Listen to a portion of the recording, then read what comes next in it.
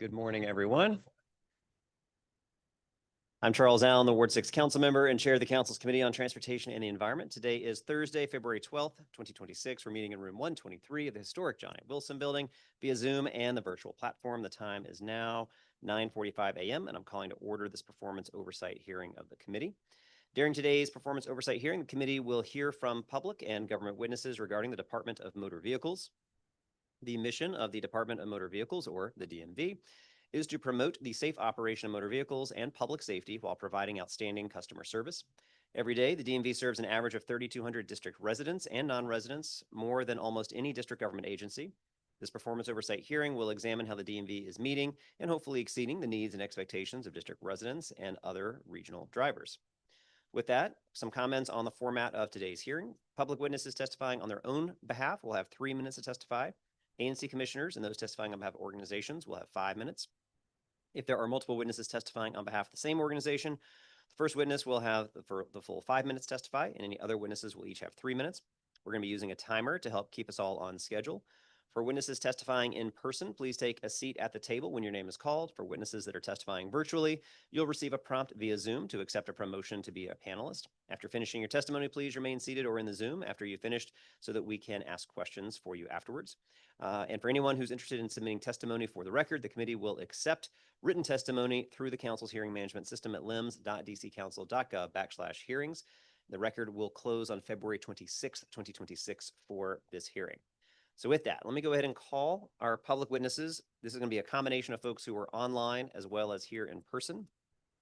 And we have 4 chairs. So if I have 4 people in person, we'll just take all of them. If I have 5, hang tight and we'll just switch on the second round. But I have Jackie Wright, who's the Social Justice Programs Manager with Foundry UMC. Catherine Stallsmith, member of Foundry United Methodist Church. Online. Okay. Mary McManus, public witness. Joey Davis, president of AFGE Local 1975, who is joining us virtually. Leon Wells, public witness, also joining us virtually. ANC Commissioner Ashley Ruff from 7F, who I don't think is here right now. Joseph Palka, public witness, here in person. Joy Masha, public witness, come on up. And Samantha Trumbull, who is with DC Families for Safe Streets, who's joining us virtually. Anybody else who wanted to testify today that I didn't have?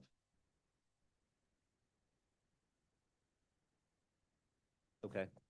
We have somebody named Larry McCammon, who we didn't have on our list, but we'll send you a message to see if you were looking to testify as well, and we'll follow up with you if you can hear me, Larry. All right. Jackie Wright, we're going to follow up and start with you. If you'll hit the button so the red light comes on, and that way the mic picks you up. And good morning. Good morning.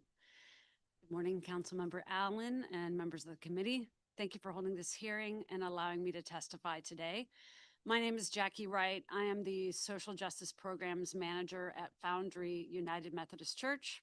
I'm here on behalf of Foundry, on behalf of the Washington Interfaith Network, and on behalf of the nearly 2,400 DC residents that crossed Foundry's doorstep into our ID ministry this past year looking for help obtaining their vital documents.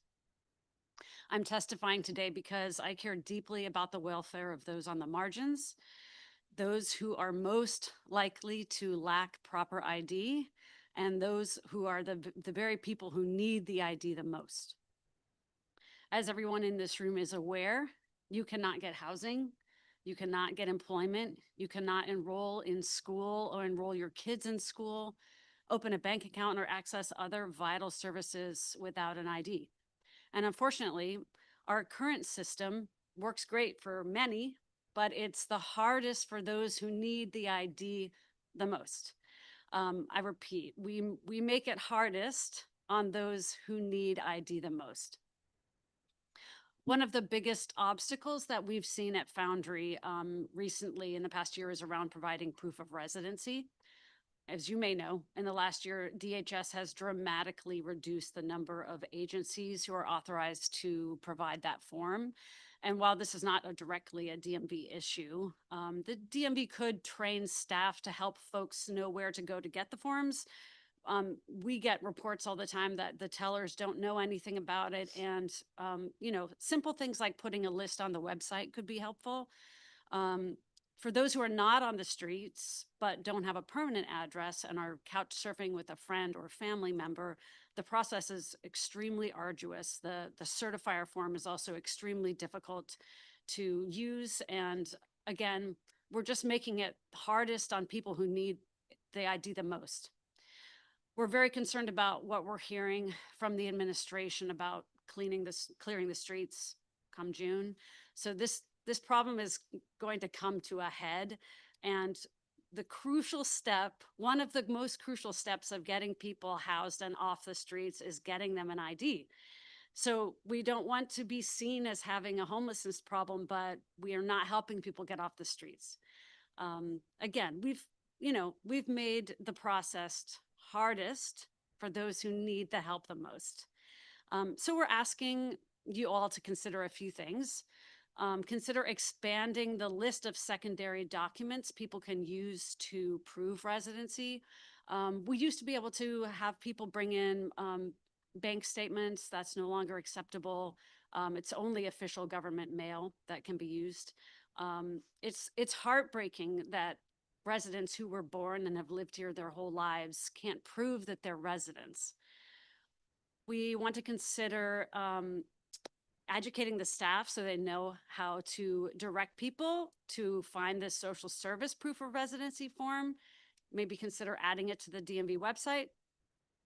Lastly, using a social service proof of residency form means you get a free ID. Because of this, an individual can only get a free ID every 8 years. So you get one of those social service proof of residency forms, you can get a free ID, but only one every 8 years. If you're living on the streets or in a shelter, it's completely unrealistic that you're not going to end up needing a new ID in that time frame. IDs get stolen, lost, thrown out in encampment raids all the time. So if the cost that's associated with that form is an issue, perhaps consider decoupling the cost of the ID from that form, because not everybody who needs that social service proof of residency form needs a free ID. Foundry and other organizations are willing to cover the cost. I know and agree that we do not want to be known as the city with the least credentialed ID. I agree. But I think everybody here would also agree that we don't want to be known as the city that cares the least about those who need our help the most. Thank you. Thank you very much, Ms. Wright. Next, we have Catherine Stallsmith, who I believe is joining us online. Hello, can everyone hear me? Yes, we can. Good morning. Good morning. Thank you, Chairman Allen and members of the committee. My name is Catherine Stallsmith. I'm a resident of Ward 5 and a member at Foundry United Methodist Church. This issue, access to IDs, matters to me because I've seen it affect many of my neighbors and our guests at Foundry's ID clinic. I care about those who sleep on the streets and their living conditions. And for whatever reason we have behind wanting to make sure we get less people sleeping on the streets, I know that the best way to get people off the streets is to get them ID, as Jackie mentioned. This allows folks to apply for jobs and housing, get their kids into school. So the social service proof of residency form is currently very difficult for folks to get. And without this form, it's nearly impossible for unhoused folks to get ID. Last year, Foundry served around 2,400 people at our ID ministry, many of whom were asking about this form. I personally met with a guest who had already been to all of the places in DC that offer the form, and he wasn't able to get one because they had run out. He came to Foundry to see what else we could do for him, and all I could tell him was that he had to go back and try again, try to be one of the first people in line. Guests often come to me in tears of frustration that this system was built to exclude them, and I share in that frustration. Please don't make a complicated process even more complicated for our neighbors who live at the margins of society. I would like to ask that the council ensure that the DMV tellers understand the rules. This is a complicated process, made more complicated when we explain the system to our clients, but then they go to the DMV and are turned away. It's important for the tellers to know that there are different ID requirements for folks over 70 years old, for example. If the cost of the free ID is a barrier, we can consider decoupling the cost of the ID from the social service proof of residency form. Not everyone who needs the social service proof of residency form needs a free ID. Other organizations like Foundry can cover that cost. We can offer better information about this form on the DMV website, explain the system as much as possible so folks know how to navigate it, and expand the list of secondary documents but are acceptable proofs of residence. Lots of folks I've met with at the clinic live with family members or on a friend's couch, which makes it hard for them to prove their residence if their name is not on the lease, phone bill, etc. There is dignity in identification. Whether you want folks off the streets because you care about their humanity or because we don't want to be known as the city with the biggest population of homeless folks that we're unable to help, whatever your reasoning is, this issue affects our neighbors who are already on the margins of society, and this difficult process is even more difficult for them. So I'll reiterate, IDs get people off the streets. I hear that crackdowns on unhoused folks are coming in the next 6 months. And if we want DC to be a city that doesn't have a problem of having this large unhoused population, we need to fortify these bureaucratic processes to allow them to have identification. Thank you so much for your time, and thank you for working for justice for our unhoused neighbors. Thank you very much, Ms. Stallsmith. Next, let me turn to Mary McManus. Good morning. Good morning. Thank you, Mr. Chairman and committee members for the opportunity to testify. I am Mary McManus, a Ward 3 resident and a lifelong Washingtonian. For over 8 years, I have volunteered at the ID ministry at Foundry United Methodist Church. The ID ministry assists DC residents in obtaining the documents essential to all of our lives: a social security card, a birth certificate, and a DC ID. When residents come to the ID ministry, they take a step to change their lives, whether for a job or school or housing. They are often feeling desperate and depressed, but they are there. They show up in the heat and the icy cold. As volunteers, we are witnesses to their determination. Each has their own story. Their documents have been stolen or destroyed or thrown out. In one case, a woman who had been living with her mother and 2 sisters in her mother's home was evicted by her sister when her mother died. But she turned up for help, trying to recover from a devastating turn of events. These are the neediest of our fellow citizens and the ones our city most wants to help. Think of how often you are called upon to provide an ID. Well, it is just as true for those in need, and more so. But recent changes in DC procedures have created new barriers to their ability to obtain an ID. First, for those without a fixed address, the DC Social Services Proof of Residency form allows certain agencies to provide the unhoused with a temporary address to obtain an ID. However, the number of agencies that have access to that form has now shrunk by 2/3. Out of 3 adult day setters that provide the form, 2 are for men. And while women can go there for a form, most are not comfortable doing so. Greater access is needed. Second, for those who do not have a roof over their heads, but not their own, for example, who live in a group home, it is very difficult to meet the DMV document requirements to prove residency. Foundry Church suggests the following. First, if cost is the reason for limiting access to the DC Proof of Residency form, there are local organizations like Foundry Church willing to help fund the costs to make it more widely available to those who need it. Second, the DMV list of eligible documents to establish residency should be expanded to recognize the various housing arrangements that exist in DC for those in need. Documents that used to be accepted but were deleted by DMV should be reconsidered. Thank you. Thank you very much. Next, I've got Joey Davis, who is joining us virtually. Mr. Davis, let me turn to you. Good morning, Chairperson Allen. Are you able to hear me okay? Yes, I can. Good morning. Thank you so much. Good morning, Chair and members of the committee. Thank you for the opportunity to testify today. Today's testimony will focus not on public-facing services, but the internal conditions under which employees are expected to deliver them. Modernization of DMV programs cannot succeed if the workforce delivering them is burnt out, unsafe, excluded from decisions, or professionally devalued. DMV employees operate in an environment of chronic understaffing, expanding responsibilities, and increasing workloads layered onto legacy systems without structural support. New programs are added, expectations rise, but internal tools remain the same. Burnout is no longer an exception, it has become normalized. Employees are expected to absorb systemic gaps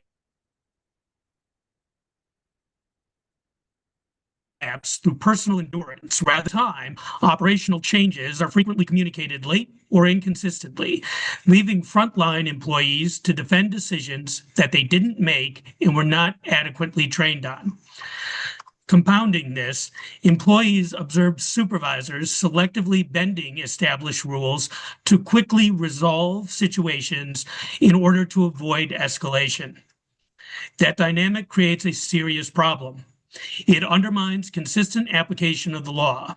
It exposes frontline employees to accusations of unfairness, and it signals that compliance is optional when it's inconvenient.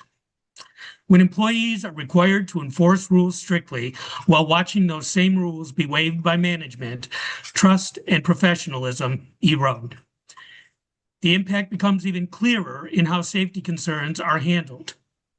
In one instance, a customer spit at a DMV legal instrument examiner. Although the spit struck a plastic divider, spitting is recognized as an assault. Rather than removing that individual, upper management escorted that customer to another service window to continue receiving service.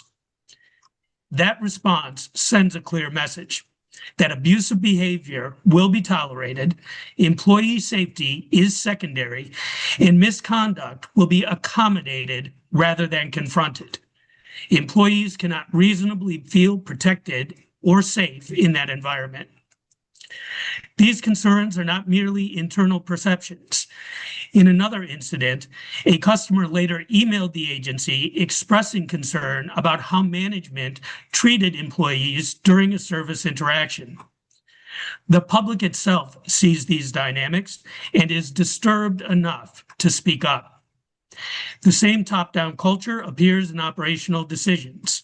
For instance, the adjudication division is relocating, yet the frontline employees who perform that work daily were not consulted. Regardless of the location's merits, excluding employees from decisions that directly impact their workflow reinforces disengagement and low morale. Employees also observe the continued addition of high-level administrative positions without measurable improvements to productivity or workload within the agency. Meanwhile, advancement opportunities remain limited, career pathways are constrained, and professional growth feels secondary. Resources appear to flow upward, while frontline staff are asked to absorb more responsibility. Performance evaluations further compound that issue. Employees are often evaluated by supervisors or managers who are themselves unfamiliar with the processes being assessed. Expectations do not reflect operational reality. Feedback is arbitrary, and employees are held accountable for outcomes shaped by systems that they don't control. A performance system cannot function without subject matter understanding. Over time, this environment produces silence. Employees learn that raising concerns may go nowhere. Reporting incidents may not result in protection, and questioning decisions can feel risky. Problems often then only surfaced after media attention, council intervention, or litigation. Although the agency frequently cites to modernization, employees have not experienced meaningful improvements to internal systems, reductions in duplicative work, or tools that make daily tasks safer and more sustainable. In other words, expectations continue to increase, but internal support does not.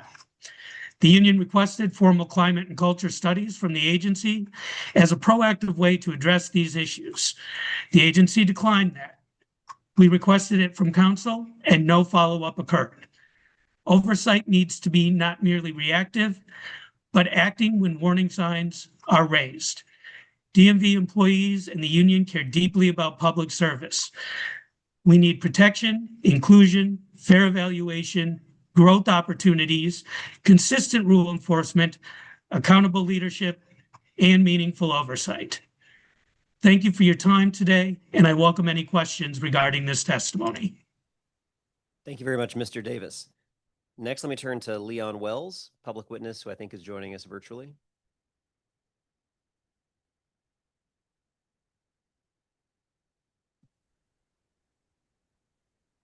Here we go. Good morning, Good Chairman morning. Allen and committee members. My name is Leon Wells. I've been a native Washingtonian for 70 years and counting. I am a retired postal employee who obtained an acute and a chronic low back injury that has consequently forced me into early disability retirement. Also, I'm a proud father of 4 sons, and I reside in Ward 4. I'm testifying against the extreme cost of ticket violations in the District of Columbia. I have received several tickets in the year 2024 through 2026, with the cost of these citations constantly escalating. I reside in an apartment complex on 14th Street between Nicholson and Missouri Avenue. There are 87 units on the property with at least 140 more residents. Here's where I make a slight amendment to my testimony.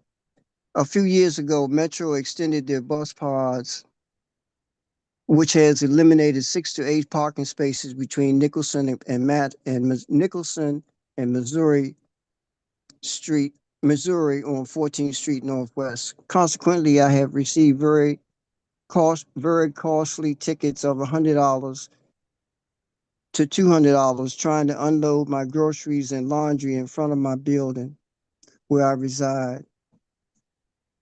Also, if you're parking on the neighboring streets, you are subject to a Zone 4 parking citation, which has also escalated in cost. My suggested solutions would be to lower the amount of the citations to at least 40 to 50%. I would also recommend shortening the bus pods, therefore creating parking spaces for loading and unloading groceries and laundries, and picking up those who have disabilities. I would like to thank the chair and the committee for reading and hearing my testimony, and I would also ask for consideration and cooperation with these suggested solutions. This would be very much appreciated. Thank you. Thank you very much, Mr. Wells. Oddly enough, DPW is the parking enforcement agency, and their hearing is actually taking place right now. So your testimony is a bit more focused actually on DPW and parking enforcement concerns and issues around parking tickets, parking violations, things like that. I'm going to ask my staff to send you the link since you're joining us virtually for that hearing, which is, at least in the building here, it's actually happening right next door. But that might be something that you'd like to focus in on that agency, because the DMV is not the agency that does the parking tickets, but DPW does. So if you'll stay online and keep an eye out in the chat, I'll have my staff send you the link for that hearing, because your testimony might be better focused with DPW. And I want to make sure you have an opportunity to share your testimony there if you'd like. Thank you very much. Yeah, absolutely, Mr. Wells. Thank you. Next up, we had ANC Commissioner Ashley Ruff from 7F, who I don't think has joined us, but hopefully we can get her testimony after this. So let me turn to Joseph Palka for your testimony. Good morning. Oops. Good morning, and thank you, Chairman Allen and members of the committee, for holding this hearing and allowing me to testify. My name is Joe Palka. I've been a DC resident for 41 years. I currently live in the Forest Hills neighborhood of Ward 3. I retired in 2022 after a 30-year career as a science correspondent for NPR, and I still do the occasional freelance radio piece. So I love countdown clocks. Before I get to the reason I'm testifying today, I want to congratulate the Department of Motor Vehicles for the exceptional improvements that agency has made over the past 4 decades. Back in the day, a trip to the DMV office on C Street was terrifying. I recall long lines, surly staff, and always, it seemed, rejection for missing paperwork. By contrast, when I had to renew my license in person a year ago because I am older than 70, it was a snap. The website spelled out what I needed to bring. My doctors filled out the medical vision form I was able to print out ahead of time. On the day I went to the Georgetown office, I brought utility bills, mortgage statements, my passport. I was in and out in about 20 minutes. So I am a happy constituent, but that's not why I'm here. One of my activities in retirement has been to volunteer at Foundry United Methodist Church ID Ministry. I help people who can't easily take advantage of all the improvements DMV has made. Our guests frequently don't have their birth certificates, don't have easy access to printers, scanners, or doctors, and crucially, don't have a nice house in Ward 3 with their names on utility bills and mortgage statements and the like. One of the guests at the ministry I've been trying to help particularly stands out. He's missing a leg. He's unhoused. He doesn't have a phone. He doesn't have email. He doesn't have any money. He was born in Alabama, but apparently his birth was never officially recorded.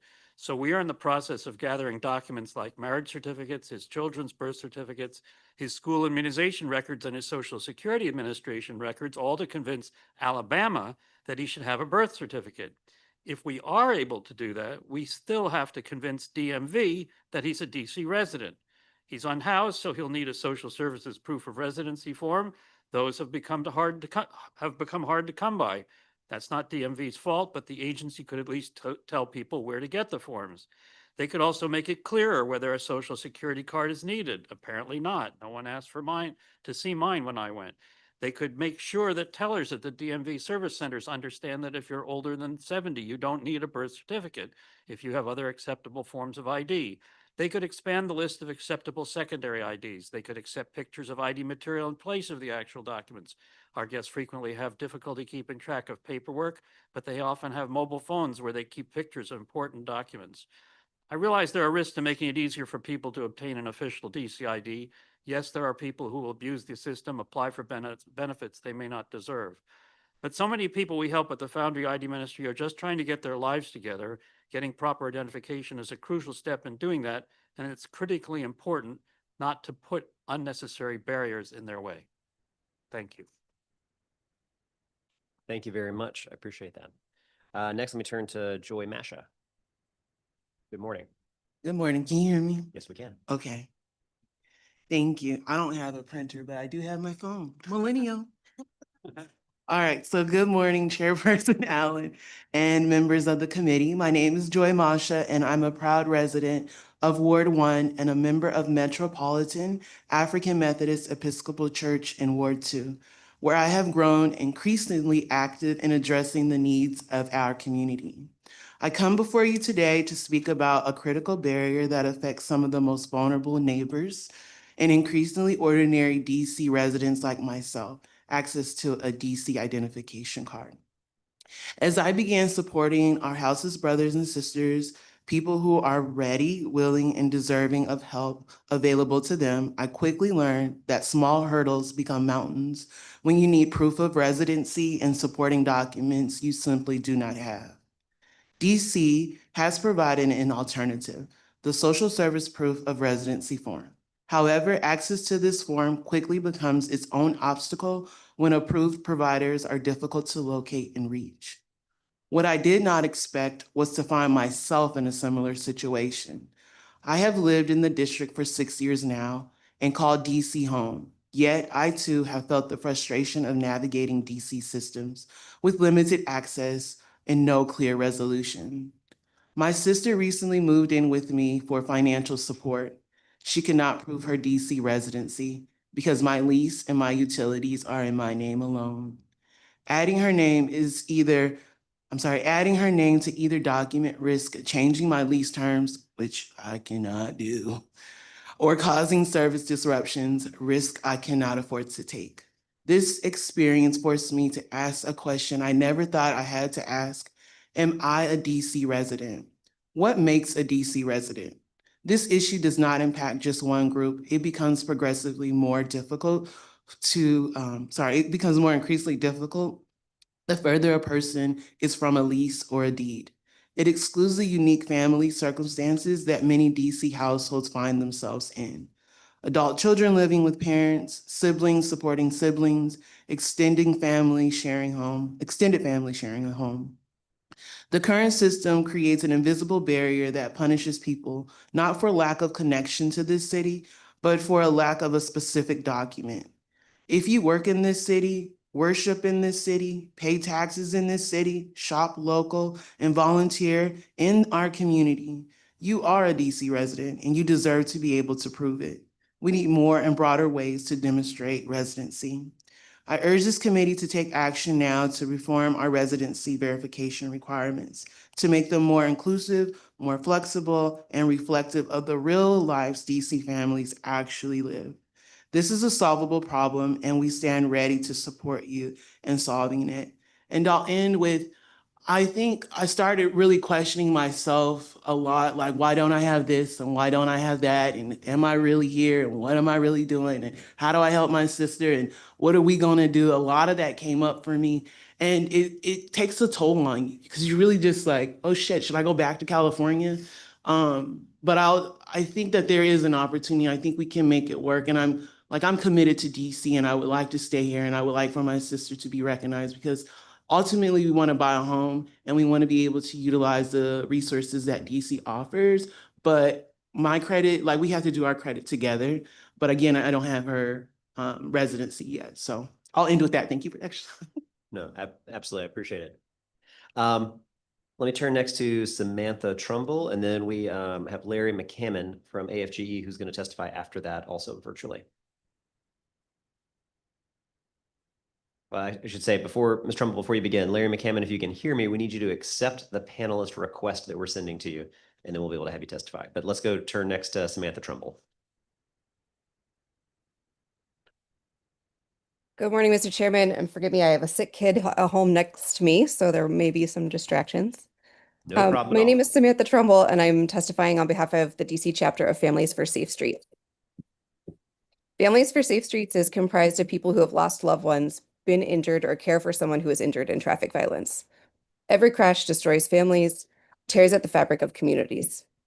These crashes are preventable. They're not accidents, and the problems that cause them have proven solutions.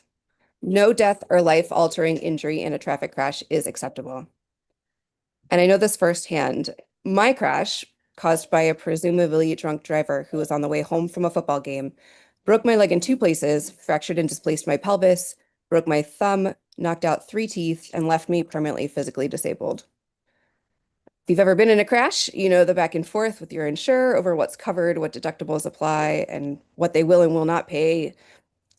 And now imagine doing that from your hospital bed, awake only a few hours a day, facing life-altering injuries and enormous medical bills. Solutions to prevent crashes in DC aren't rocket science, but somehow some district agencies are struggling to deliver. DC's Families for Safe Streets worked hard to support, pass, and fully fund the Strengthening Traffic Enforcement, Education, and Responsibility Amendment Act of 2024, the SEER Act. We thank the council and particularly the chair of this committee for their instrumental support to save lives with the SEER Act.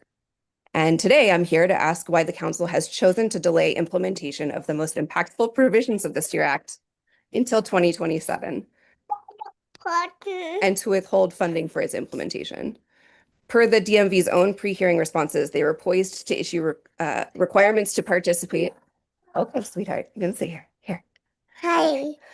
They were poised to issue requirements to participate in Intelligent Speed Assist or ISA technology to 7 of the most egregious drivers in the city, and were held back from doing so due to a hold placed on implementation in the Budget Support Act. This led us to examine what exactly was suspended in the SEER Act, and the portion suspended includes the revocation of driver's licenses for those who have 3 or more drunk or high driving offenses in the last 5 years, or who fail to show up for their trial for drunk or impaired driving. I got you. It's okay. I got you. The portion suspended also includes suspension of driver's licenses by those who commit vehicular homicide, manslaughter, negligent homicide, leaving after colliding, and aggravated reckless driving. It also suspends implementation of Section 4D, which implements the proportional fines for first, second, and third reckless driving offenses, and Section 4F, which allows the court to take into consideration those offenses committed in other jurisdictions. It somewhat confusingly does not mess with Section 4E, which does the same thing for aggravated reckless driving. We look forward to hearing more about why the council has delayed this implementation, especially as it appears from the DMV's pre-hearing responses that the bulk of the work to implement has already been completed and they're on the cusp of that completion. Yes. Timely implementation of the ISA program and other changes made by the STEER Act are the best chance that any of our members have at justice for the crimes committed against them and their loved ones.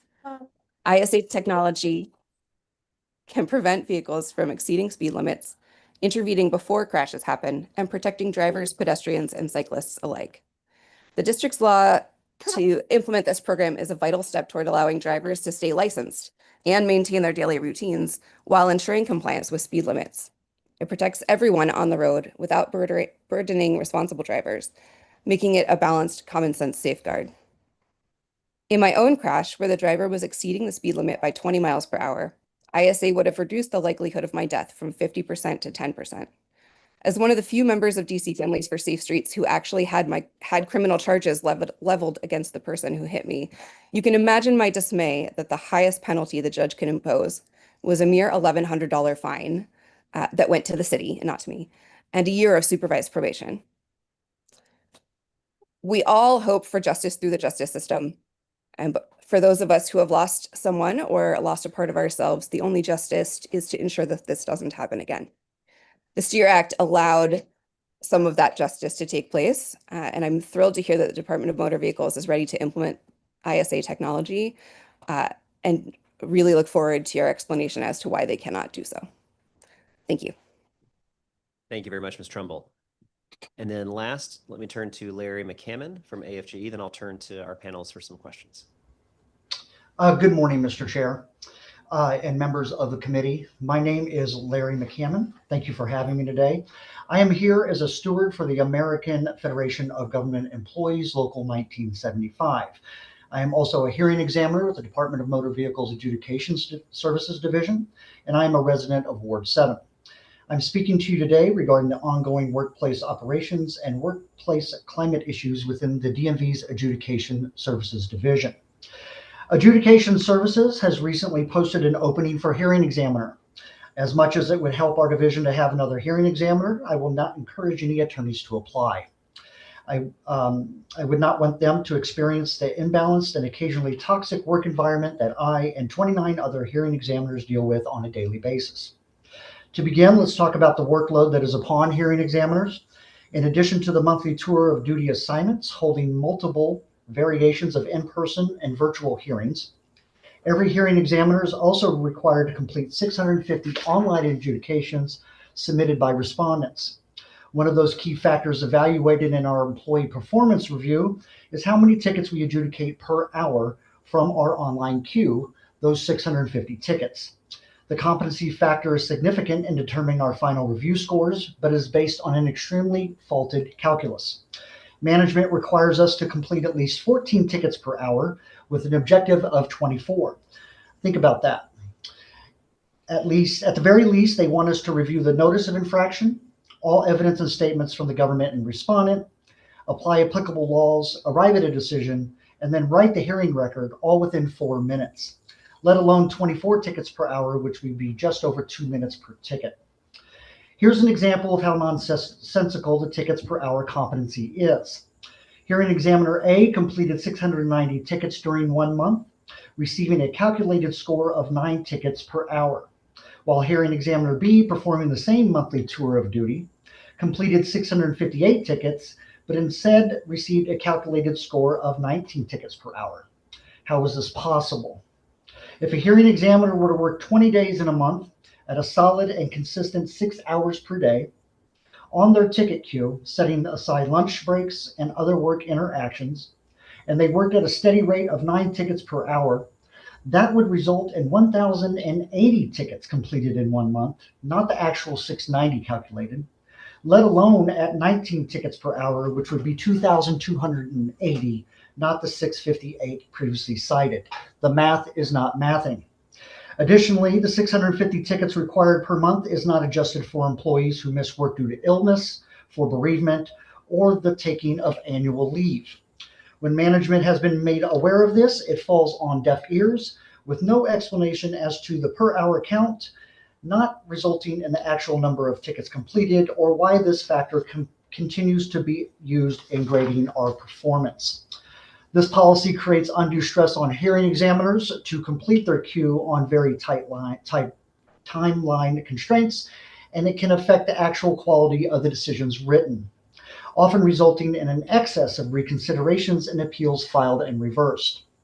Another ongoing issue is that management, contrary to what the law states regarding the discretionary authority of a hearing examiners to reduce fines, has instructed hearing examiners to not consider reducing fines if a respondent chooses to deny the alleged violations, and it only reduce if they admit to the violation and then only if they request it. We have also been told there is no need to review any photographic evidence submitted by parking infraction officers, even if the driver provides their own convincing rebuttal evidence. This implies that since the ticket is prima facie evidence, nothing else is relevant. Respondents deserve all the due process and equity possible before we decide to take money from them. Ignoring possible exculpatory evidence and blindly deferring to every notice of infraction as 100% accurate is not the fair legal setting a neutral adjudicator should find themselves in. This leaves hearing examiners to reasonably question why management would push these types of jurisprudence practices, seemingly trading equity and fairness for quantity and revenue. But these issues shouldn't be a surprise to anyone here because they were all brought to the attention of the entire DC metro area in September of 2024 when WUSA 9 did an expose on multiple work practice concerns with the Adjudication Services Division.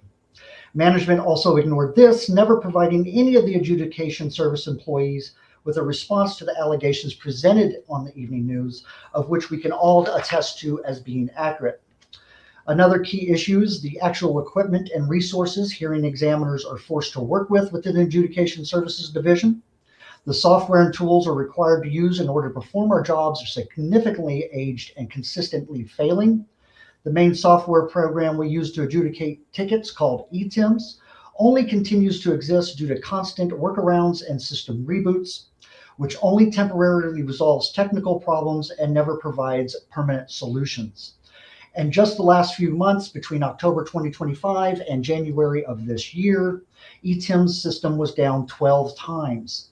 And please keep in mind that those same 650 tickets required per month are also not adjusted for the time these systems are down or when hardware is not operational. With the amount of revenue generated through the adjudication of traffic tickets every year, one would think adjudication services would have the best hardware, the best software, double the IT support staff, whom are severely understaffed and highly overworked, and top-notch program managers who conduct annual operational analysis looking to improve our work experience, which also improves the customer's quality of service. And in conclusion, we propose the following to properly address the operational and work environment issues expressed here today.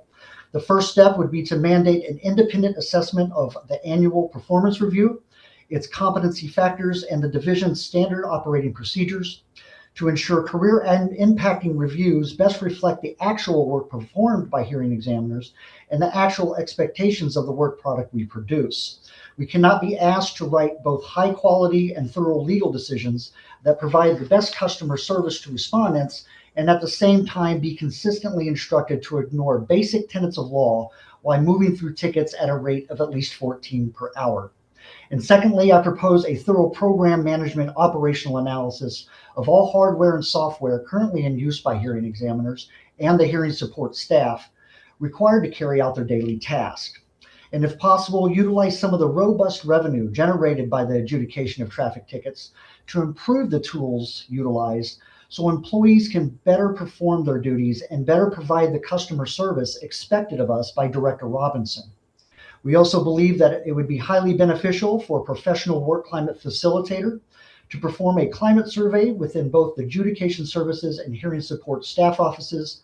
This would shine a light on legacy problems that need to be eradicated and reveal best practices that can be developed, implemented, and galvanized in our work culture.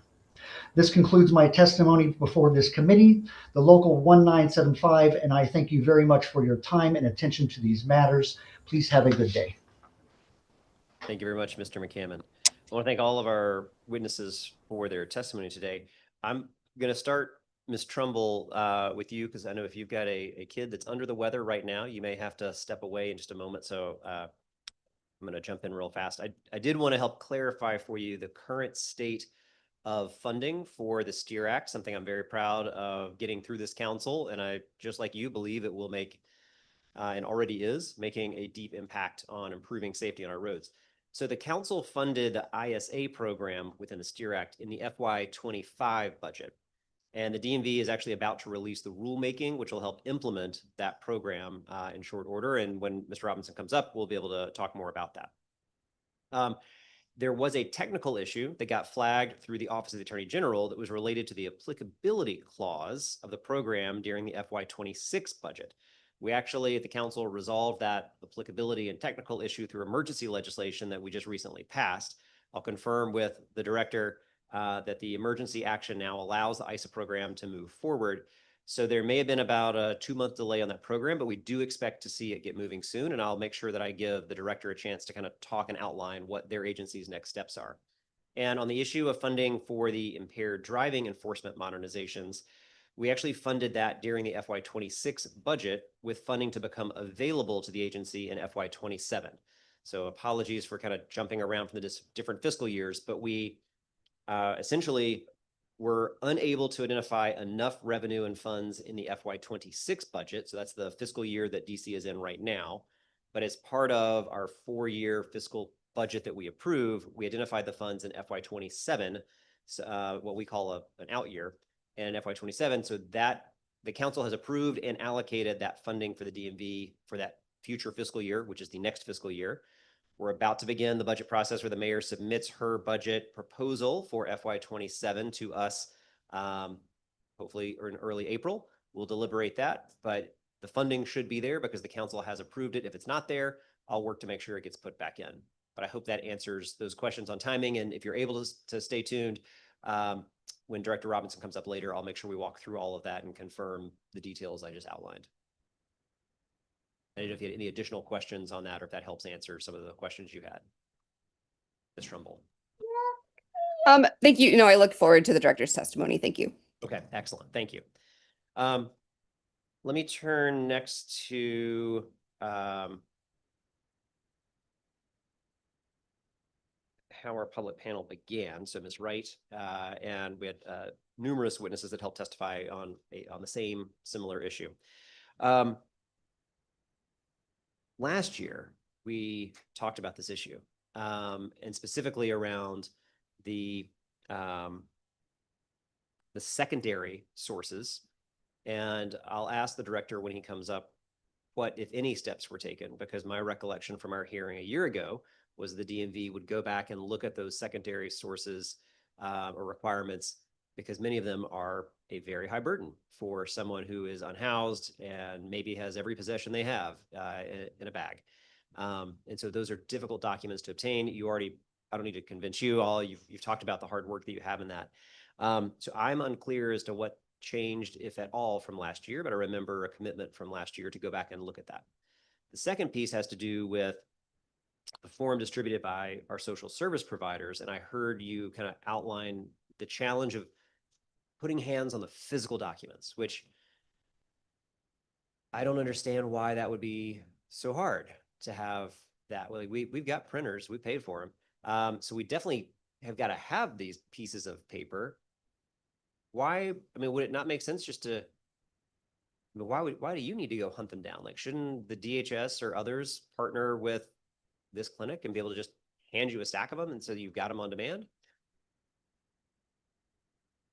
So the forms, and this is more for the DHS, and believe me, I'll be at that hearing. The forms are currently very old school, printed on triplicate. Yep. And they have parsed out very particular organizations who can distribute them. For example, organizations like Christ House, trying trying to think of some of the other, like Miriam's Kitchen can do it, but not at their dining room. They have, Catholic Charities, Georgetown Ministries, these places who used to be able to distribute the form are not allowed to anymore. And what that means is you have somebody who is seeking case management from Catholic Charities, for example, and they can't get their social service proof of residency form at the place where they're already connected. They have to go elsewhere. And this was causing, 6 months ago, there were people lining up outside the Downtown Day Center on Thursdays when the DMV is there at 5 a.m. to get these forms where they were only allotted 15 per week. So that issue, there's a printing issue, which I would like to address. Like, can we not print these on triplicate? Can we consider printing them a different way? They can still have serial numbers and be uploaded to the smart sheet and all of that. So there's a printing issue. There is a distribution issue of we're only going to give out so many. So part of what we're trying to understand is, or problem solve, we're really just looking to problem solve this, right? Like, if part of the issue is the cost that is associated with that form, right? You get a form, it means a free ID. Then there are other ways to think about that. No, I think, yeah, and I appreciate you kind of lay that out. Like, listen, we're not even advocating for a free one. From the ministry or many of our social service providers say, we'll cover the cost if that's what it takes. We're just trying to get through this process. Yeah. And of course, we're all dating ourselves, but for our millennials, a form in triplicate is a really outdated way that we do things with carbon copies and everything else. I do want to be clear. My understanding is, again, this form, that's the DHS side of this equation. So the DMV, to be fair to the DMV, they don't actually produce this form. Correct. It is, however, the intersection here Yes. is that they need that form. Correct. And so it's one of those problem solvers that we need to have where multiple agencies have to come together on this. Have you, or kind of this coalition of providers and voices, have you had a meeting, for example, with the leadership at the DMV or DHS to just try to sit down and figure out how to help solve this problem? Or is this the space where we're coming for this conversation? Well, we're working on all of that. Okay. So we have met with Fruman staffers as well. We're going to be testifying at the DHS hearing in a couple of weeks, and then we'll go forward from there. We're hoping, yes, that we can get some more direct contact, with leadership at both of those agencies. Okay. Yeah. We're all sitting in the same room right now. Yeah. Can I make sure that from the leadership at DMV, could we find a time to follow up after this hearing to schedule a time to have a meeting and make sure we work through or at least understand where the issues are? Thank you. I'm happy to help facilitate with Councilmember Fruman and DHS. And again, this isn't just a DMV issue, so it doesn't rest solely on their shoulders, but I think having DMV work with you to help clearly understand what the problem is and what we're trying to solve for. And then we need to work with our partners at DHS. Right. And obviously as sister agencies, we need them to be, aligned on what a solution could look like. Yes. Yeah. Okay. We are also in our coalition, but not represented today, are Miriam's Kitchen and Pathways to Housing. Okay. From a cost perspective, so you kind of, multiple folks testified about that. Mm-hmm. The cost is what, like $25 or so? $20. $20. Yeah. Okay. And the form from DHS is the form that's required essentially to waive that $20 fee. Yes. And I'm trying to make sure I understand this correctly. What you're experiencing is that if you had the $20 in your wallet right now and said, no problem, I'm going to pay the $20, that form is no longer the form that you need. So even if you can track it down, that form doesn't suffice because it's tailored specifically for a free or no cost form? No, it does suffice, but the service providers they are supposed to only give out one every 8 years because it's, even if if Foundry was to send somebody to the DMV with they already have a social service proof of residency form and they have a $20 check, it doesn't work because it is supposed to be like a voucher. They don't, not a housing voucher, right? A voucher for that. But if you go to Miriam's Kitchen, and because of the smart sheet, the way they're tracking it, if you had one last year, they can't give you another one. And so what we're saying is if the cost is part of the problem then there are ways around that. Got it. Okay. So like we've been brainstorming with some of our partners about like, is there a possibility of somewhere on that form to say, yes, I need a free ID, or no, I don't, right? Like if you come in with a check from us, you don't need the free ID. So still being able to say, I am homeless, but I'm a resident, but I needed that form again, if somebody gets their ID and then they lose it and they can't renew it online because they don't have the number, right? Like that would be ideal. Right. They don't have the number, so they have to go through the whole process again with their birth certificate, their proof of residency. Right. Then that's where we run into the rub. And in the population of folks that we work with, it's a lot of them. Yeah. Well, and the loop that it sounds like we're caught in. Yeah. The DMV is not a human services agency. They're a Right. credentialing agency, right? Exactly. So they need the credentialing documents to Yeah. meet the requirements, the legal requirements they have for a credential. Yep. But so many of our human services agencies need to see the verification of residency to then be able to deliver human services. Right. So that's the loop that we're kind of in. So I do want to be clear, this is not a DMV alone issue to No, solve. We've got to definitely. get DHS and others, Yeah. and it sounds like we need to close this loop in a stronger way. Right. So I want to be fair to the Yeah. DMV that they are a credentialing agency. Absolutely. But at the same time, I'd want to partner with DMV to help think through how do we help solve this so we're not just in this loop that just keeps going. Right, exactly. Yeah. It's just that our system is for the average user. Mhm. So there's just a lot of folks who fall through the cracks, and they just are, the ones who fall through the cracks are the ones who need it the most. Absolutely. I appreciate all of that. I want to make sure I let your colleagues at the table, if there's anything else we didn't touch on in that, that you wanted to add to, or we'll follow up with kind of our next steps and see what we can do. It sounds like you said you've already spoken with Councilmember Fruman and are testifying at the DHS hearing? Yep. Okay. All right. So we will make a note of that for my team as well, so we can circle back with his staff and then see what we can do to work back. And then I appreciate Director Robinson said the DMV will work to make sure there's a follow-up conversation after the hearing Great. with you to figure out Yeah. some of the next steps as well. Okay, excellent. Let me turn next to Joey Davis and Mr. McCammon. Mr. Davis, in response to the questions regarding our collective bargaining agreements, in our pre-hearing questions, the DMV mentioned 2 agreements with AFGE Local 1975 that have expired or are in holdover status. So that's the compensation CBA, which expired in September of 2025, so not too long ago. And then the working conditions CBA, which expired all the way back in 2010. The agency noted that negotiations with the union are currently underway, but we don't have an anticipated completion date. From your perspective, are you in active negotiation on both the compensation and working conditions CBAs?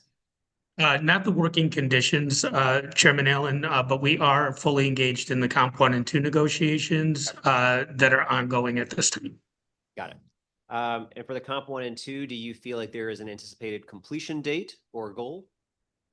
At Obviously, this yesterday time, being the best answer, but yeah.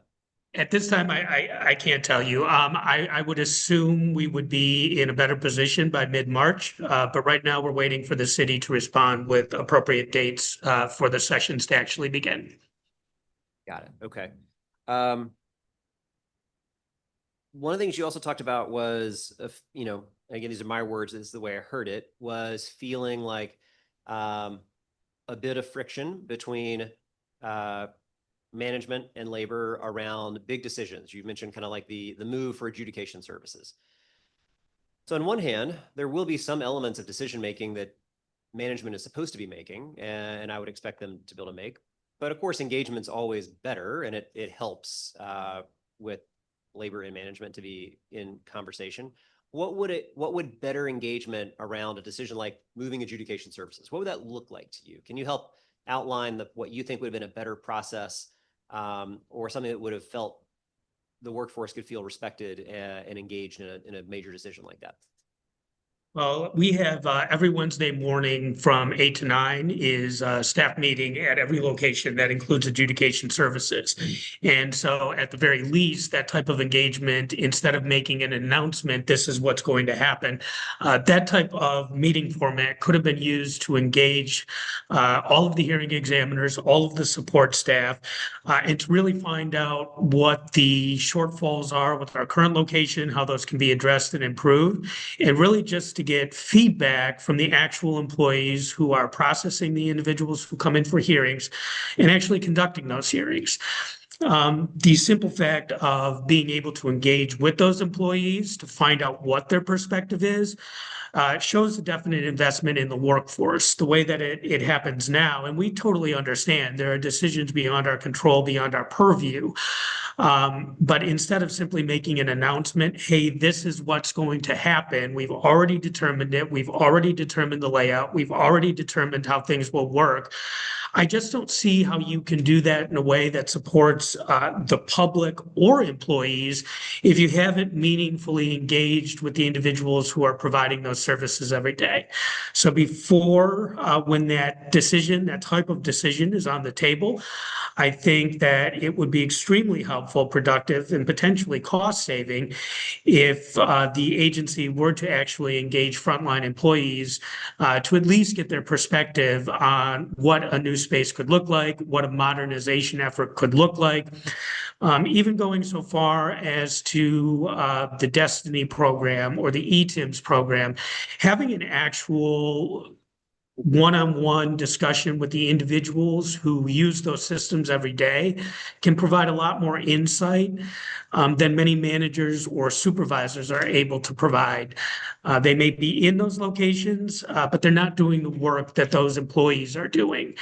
And again, just from the onset, when those decisions are on the table, getting a little bit of feedback before making them would be super helpful, not only for the employees, but also for the public who come into those locations. Okay. Thank you. In previous oversight hearings, we've also talked a good bit about improvements needed around security measures to help protect staff and customers too. You gave an example, of course. I don't think anybody should condone whatsoever someone that is so frustrated they decide to spit at a worker. Glad to hear the shield was there to ensure that didn't get past that shield. But anything that you want to share just around either progress or improvements you've seen on some of the security concerns that we've talked about in previous hearings and that management talked about working on? So I am happy to say that the magnetometers, metal detectors, what have you, have been installed. They are in working condition at each location.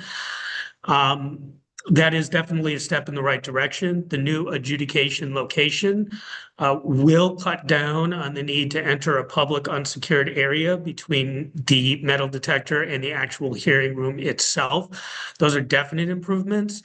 But I believe ultimately the agency itself has focused itself so much on customer service, which, don't get me wrong, that's certainly an important component of our mission. But it's focused so much on customer service that incidents like someone spitting at an employee, maybe cursing an employee out, telling them they're going to come for them after work, things like that. When those incidents occur, management can't just usher those individuals to another service window to be serviced. It's no longer a matter of customer service at that point. It's a matter of safety for the employees and for the public who are witnessing those types of events. Even with the increased safety measures in today's day and age, we have no idea how certain people will react. And the focus needs to shift from providing customer service to ensuring the safety of everyone involved in those interactions. Certainly, there will be difficult customers on a daily basis. Our employees are more than happy to deal with those situations. They do so successfully throughout each and every single workday. The problem comes in when difficult customers escalate their behavior, threaten employees, are fighting with security guards, and so forth, and those individuals are allowed to remain. They're allowed to remain because management will not remove them. The incident with the spitting was not just a service center manager who moved that individual from one window to another. It was an administrative staff member. that was the level of employment that this individual had. And again, we support the focus on customer service, but there are clear lines that individuals cross. Even when those are crossed, the focus remains on making sure that person gets service. And ultimately, when members of the public see that, if they don't have the right paperwork, if they don't have the right documentation, they get the perception that, hey, as long as I act out, as long as I curse this person out, as long as I spit at their plastic divider, I'm not only going to get service, but they're going to bend the rules and regulations for me so that I calm down. That's a bad look, and it creates an issue with equity amongst the individual customers who do come in for service. Especially considering the individuals who testified about the homeless population. If you're going to do those types of things, you have to do it for everybody, and that's just not what's happening. Okay. All right. I appreciate you sharing that. Mr. McCammon, some of your testimony, especially as you talked about the hearing examiner evaluations, felt very technical. So maybe a little more technical than I can dig into right here. But as you talked about the evaluations of the number of tickets per hour and how that gets calculated, is that more technical aspect of the evaluation of staff part of collective bargaining? Or in other words, how do you interact with management when you're trying to lay out kind of what I think to the layperson is going to be fairly technical concerns around how you're calculating the number of tickets adjudicated or reviewed per hour? What's your process where you could take the same testimony you shared with me to work with management around concerns that you have? Regarding CBA, I'm going to refer back to President Joey Davis because he interacts and with management in regards to contract issues and how our competency factors are calculated. So that specific question that you ask, I think, is best for my colleague. Okay. Mr. Davis? Effectively, we don't really have a say in the evaluation factors. We are able to sit down with management and discuss what they entail and discuss possible improvements, but we have been doing that for over 2 years. And the agency's answer from the director down to supervisors at the adjudication location is effectively, well, we say you can do it, so you have to do it. There is little to no leeway that has been allowed, as Mr. McCammon talked about. When the system goes down, our requirements stay the same. If the system is down for 2 days in a row, we still have to meet our monthly workflow goals and so forth. And while we have brought that to the to the agency on a number of occasions, there really is no resolution to that process. I will say that the agency arbitrarily increased the number of tickets that were assigned to adjudicators each month from 600 to 650 without meaningful impacts and effects bargaining with the union. And as a result, we do have a pending unfair labor practice regarding that.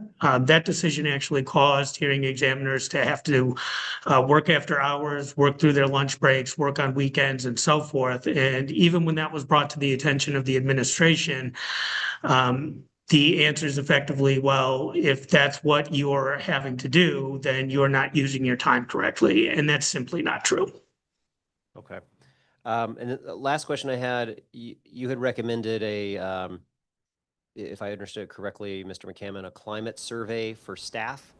And I'm not sure if this would be Mr. Davis or Mr. McCammon, but is that a request you have made to management, for example, to do a kind of climate survey for staff to collect that type of feedback? I believe that President Davis has, in his testimony that he gave earlier, he referenced that something along those lines was recommended. Now, he would have to answer as to what the response was to that request. Mr. Davis? We did request that from Director Robinson, and Director Robinson determined that the agency would not engage in a climate and culture survey across the agency one. We also did reach out to this particular committee to ask if there was a way that council could implement a climate and culture survey. We went so far as to actually discuss that prospect with the general counsel at DCHR. It's our understanding that they have the ability to provide that type of survey to make some determinations moving forward. And the general counsel, while sympathetic to our need, essentially said such a request has to come from elsewhere other than the union. And we took that to mean either from council or from the director himself. Got it. Okay. I'm not familiar with the council initiating a climate survey of staff at an agency from our perspective. But when the director comes up in a little bit, I will make sure that we're asking about that. I think a climate survey of staff is probably just a part of good regular order to do every now and again to make sure we're getting feedback anyway. But I appreciate that. So we'll follow up and see what we can do there. All right. I don't have any further questions for our public witnesses. I really appreciate everyone taking the time out and your testimony today. And so we have kind of some discrete follow-ups on each subject area we kind of covered through our public witnesses. And so again, my thanks for everyone and your testimony today. Thank you. All right, we are going to move then to our government witnesses, and we have Gabriel Robinson, who's the director of the DMV, who's here. And Director Robinson, as always, if you've got members of your team that you want to join you, please feel free to do that. For the committee, what we do is always we swear in our government witnesses. Then what I'm going to do is turn it over to Director Robinson for his testimony, and then we'll turn into questions after that. So Director Robinson, when you're ready, let me know, and we'll do our quick oath, and then I'll turn it over to you for your testimony.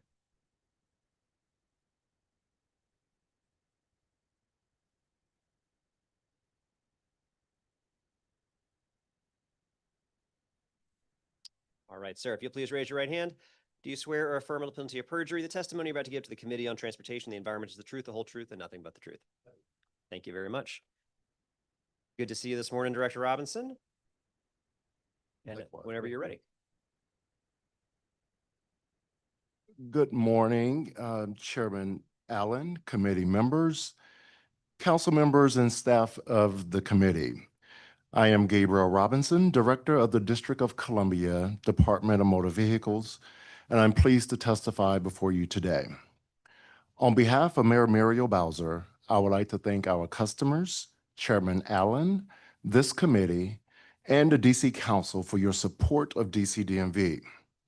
The relationship that you have with our agency and the feedback you provide is valued and critically important to our decision-making process and service delivery.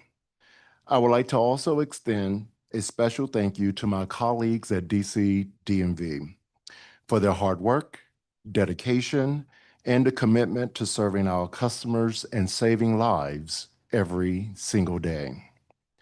The mission of the DC Department of Motor Vehicles is to promote the safe operations of motor vehicles and public safety while providing outstanding customer service. Annually, DC DMV serves approximately 650,000 licensed drivers and identification card holders in the District of Columbia and over 270,000 registered vehicle owners. Each year, we process more than 4 million tickets. We liaise with district residents and non-residents with an average of 3,200 daily customer interactions. In fiscal year 2025, we met the needs of 101,659 customers in person at our 4 service center locations and issued 150,207 driver's license and over 25,000 identification cards. DC DMV also issued over 58,000 vehicle registrations. In addition, the agency processed and mailed products generated from over 199,000 online transactions. DC DMV also received over 449,000 requests for ticket adjudication in FY 2025. We also conducted over 361,000 in-person, online, mail, and virtual hearings. We inspected over 136,000 vehicles, including over 17,000 inspections conducted at our self-service OBD emissions kiosk at Tacoma Park Rec Center and over 2,000 at the Fort Stanton kiosk. In fiscal year 2025, DMV launched several new innovative products and initiatives to better serve our customers, promote the safe operations of motor vehicles and public safety, and streamlined our internal processes. In fiscal year 2025, DCDMV sought to increase transparency and communication by making it a priority to keep the district residents informed of tickets they receive with the establishment of a Ticket Alert Service or TASK public awareness campaign. We promoted the benefit of tasks such as providing real-time ticket updates conveniently sent to a user's email or their text message. With this innovative service, district residents are able to receive alerts when a new ticket is issued to their registered vehicle tags, before penalties are applied to a ticket, and before a vehicle becomes boot eligible. In addition to receiving alerts for scheduled hearings or decision outcomes, among other helpful notifications. At the beginning of 2025, task enrollment stood at 116,500 accounts. To increase enrollment in task, DCDMV set a projected growth target of 10% and deployed targeted communications on social media and in person at our adjudication office. By the end of May of 2025, task enrollment had reached 128,271, surpassing our target of 10% goal and reaching 128,150 accounts. As of September of 2025, total task enrollment further increased to over 135,000 accounts, reflecting continued growth and interest in the helpful service. In 2025, DCDMV also expanded its Knowledge Test Bootcamp initiative after a successful initial bootcamp in the summer of 2024. This initiative sought to reintroduce driver education into DCPS, increase the number of young district residents who take and pass the DC Knowledge Test, raise awareness of requirements to become a licensed driver in DC, and increase Ward 7 and 8 student access to DMV resources. The innovative and interactive course led by DMV trainers involved a presentation of terms, signs, and signages, demonstrative and group activities to explore methods of driving and best practices. DMV also partnered with the Metropolitan Police Department to offer the boot camp to cadets. In July of 2025, DCDMV enacted a public education campaign to socialize the Strengthening Traffic Enforcement Education and Responsibility Act, also known as the STEER Act, which was previously enacted in April of 2024. One provision of the STEER Act mandates improved communication sharing between MPD, the Department of Public Works, the Department of Transportation, and DCDMV to prevent tickets from being issued to vehicles reported as stolen at the time of a traffic violation. Enacting the stolen vehicle provision of the STEER Act has already provided significant benefits to DMV customers. Customers who receive a parking ticket on their stolen vehicles and reported the theft to MPD have had their tickets dismissed automatically with no need to contest them, with formal notifications of dismissal sent directly to them.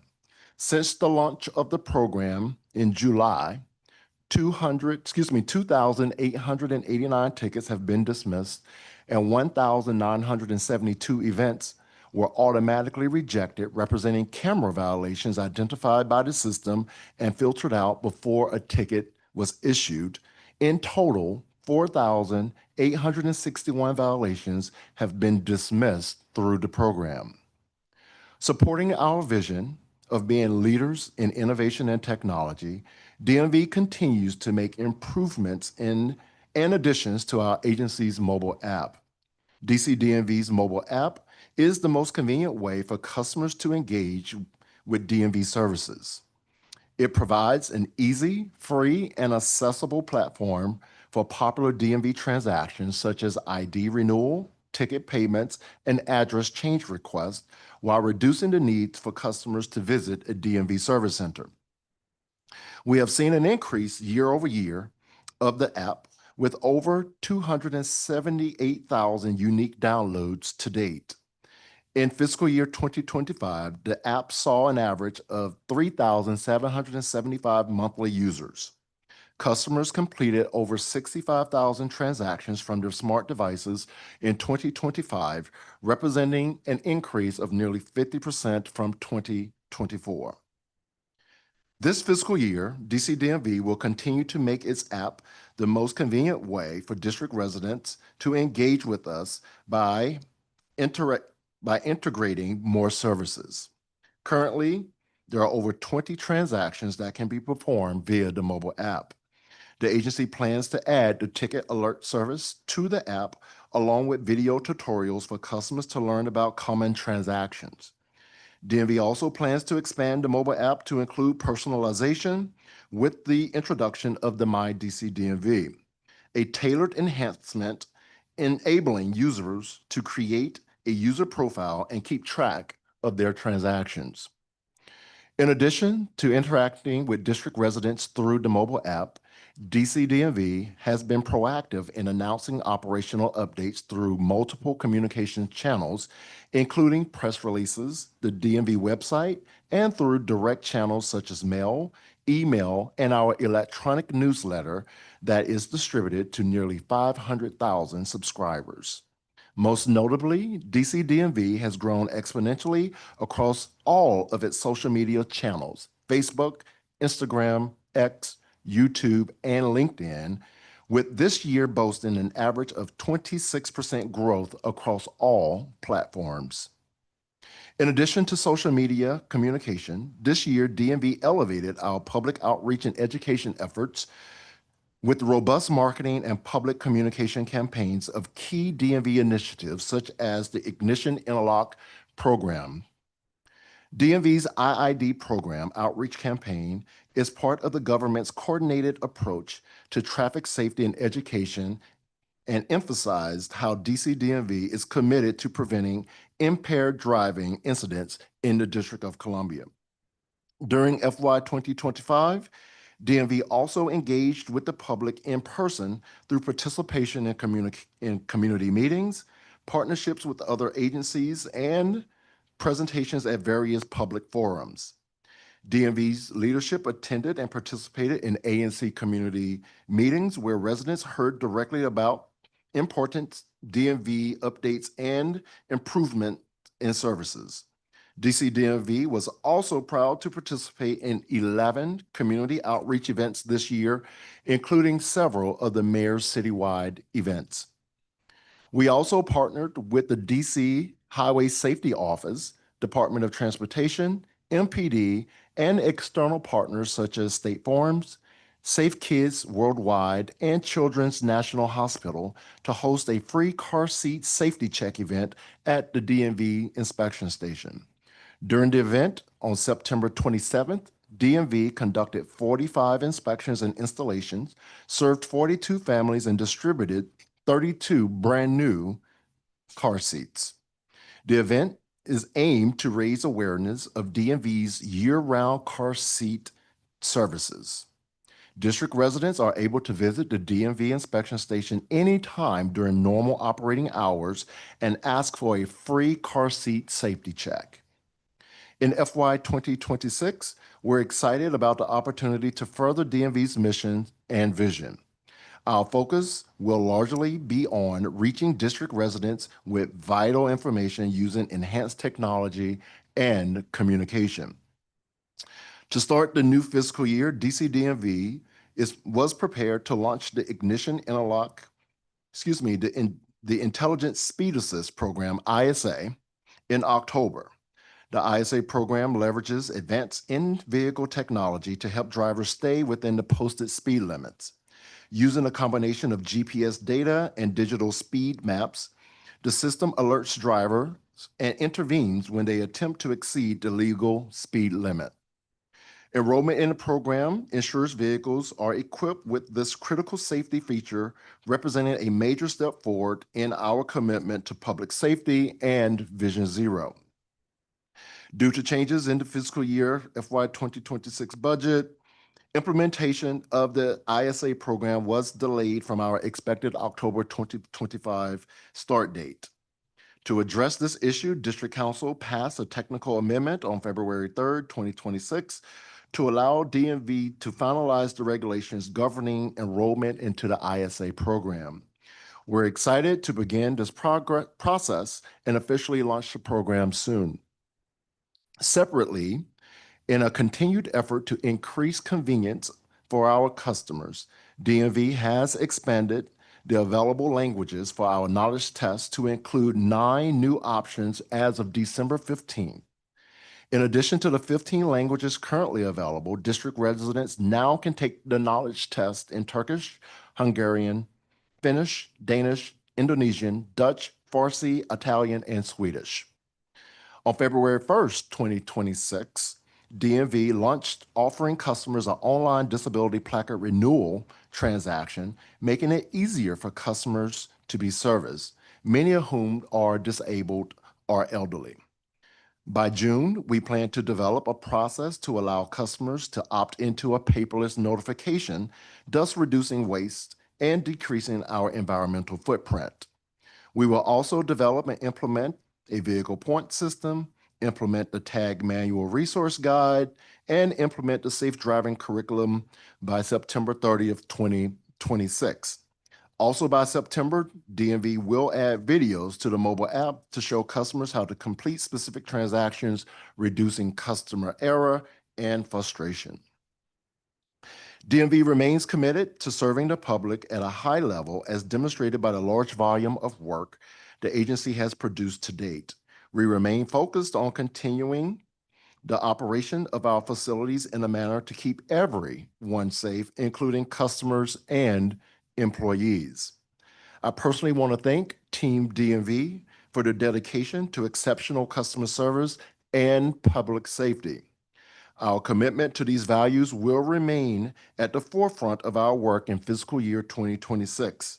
My team and I continue to look forward to improving our operational processes and making it easier for DMV customers to utilize our services. Again, we appreciate the support we have received from Council and look forward to continuing our efforts to improve the quality of service for residents of the District of Columbia. In closing, we would like to thank Mayor Bowser for her continued leadership and commitment to good governance and accountability. I will now address any questions you may have. Thank you very much, Director Robinson. Appreciate you and your team and everybody at the DMV for all the work. So let me just jump right in. You answered some of my questions I was going to ask related to the Intelligent Speed Assistance Program, the ISA, and appreciate working with you to get that technical clarification through legislation. How large is the first cohort of individuals that you've identified for that program? So to date, had the program started when we initially anticipated, there would have been 7 individuals enrolled in the program by now. Got it. All right. And I know you're working on it and maybe it's imminent, but from your perspective, when do we anticipate formally enrolling those individuals? Well, now that we've had the technical fix that Council have initiated, so thank you for that. We're now continuing the regs process, going through legal sufficiency, which is the process that called out the technical issue. So now that that's been corrected, all of that have been now resubmitted so that we can gain our legal sufficiency that we need in order to proceed. So we're thinking we're probably about 4 weeks away from perhaps getting started. That's in my best guesstimate. Yeah, absolutely. That's great. Thank you. One of the things I think will be exciting is the DC DMV is going to be first in the nation in trying to use this technology to create safer environments on our streets. You play a role with many other DMV directors in the region and colleagues across the country. Have there been any conversations that you've had with them, either kind of asking to learn from DC's experience or wanting to watch how this works? I'm just going to want to give you a chance to share anything you've learned from other colleagues, or are people anticipating what's going to happen here in DC? Sure. As you note, I am on the International Board of the American Association of Motor Vehicles Administrators, also known as AMVA. I do want to give a shout out to AMVA, who was instrumental in helping the DC DMV with questions we had about the program. We are first in the nation to implement such a program. We had a baseline of how the program should work. We had baseline from industry research, from international research, because ISA is not a new concept overseas in Europe and other places. It is a new concept in the 50 US states and the District of Columbia. And so we had done a number of research and had a baseline, but we did ask our partners in AMVA to work with us, as we understood other jurisdictions would start to move in that direction. And indeed they have. I mean, I think there are at least 9 to 10 jurisdictions that are actively moving into to move into ISA, Intelligent Speed Assist program. That collaboration with other DMV directors and DMVs around the nation and with the AMVA, we were able to come up with some baselines that all jurisdictions can use, so that when it comes to topics about reciprocity, when one individual moved from one jurisdiction to another, what would that look like? So they've been very instrumental in working alongside us as partners. They even created an ISA working group, which I'm very proud to say 2 members that are in the room are on that working group. Our General Counsel, Pamela Washington, and our Driver Services Administrator, Marquise Miles, both sit on that working group at AMVA, where they bring in multiple jurisdictions to work on this topic specifically as it grows throughout the nation. Excellent. Well, it's one of those things where we don't mind DC leading the way. So thank you both as well for your work on that. And I think we'll have a good, I'm counting on, we're going to have a good experience here. And I hope a lot of other jurisdictions will learn from us. I know similar to, it sounds like the experience you're having, other legislative leaders in the transportation and traffic safety space have looked to our STEER Act and others to learn from that. And I think you're right. We'll see other jurisdictions follow us. Another component of the STEER Act was the immobilization framework. And that's where, again, it will issue points against vehicles based on automated safety camera violations. And then if enough points are assessed within a 6-month window, that vehicle can be booted or impounded. The idea being, again, nobody likes to get a ticket. Most of us, if you get one, you change behavior, you slow down. For the person who just gets speeding violation after speeding violation after speeding violation in short succession is a dangerous driver. And I think it's going to be an effective tool. I know that we have looked at 10 FTEs, and it sounds like from your pre-hearing responses, you've been working on the hiring process for a lot of those positions. So at the time of the responses, it looks like selection has been made for 2 investigator positions and 2 of the legal instrument examiner positions. Have they completed their background checks? Any other updates since the agency completed those responses? So the legal instrument examiners, some have started as of Monday. The investigators, we are hopeful that they will start in the next 2 to 3 weeks. And the rest of the positions, as you note, I mean, we had to write new PDs and had to start from scratch, right? So all of that work has been completed by our driver services administrative team. They have written brand new PDs. They have done the research to ensure that it has all the components, and we're going through the DCHR process of getting those PDs certified. And then once they are certified, we're poised to put those out for hire as soon as they are available. Got it. And I think you had 4 of the hearing examiner positions are already posted. If I understand correctly.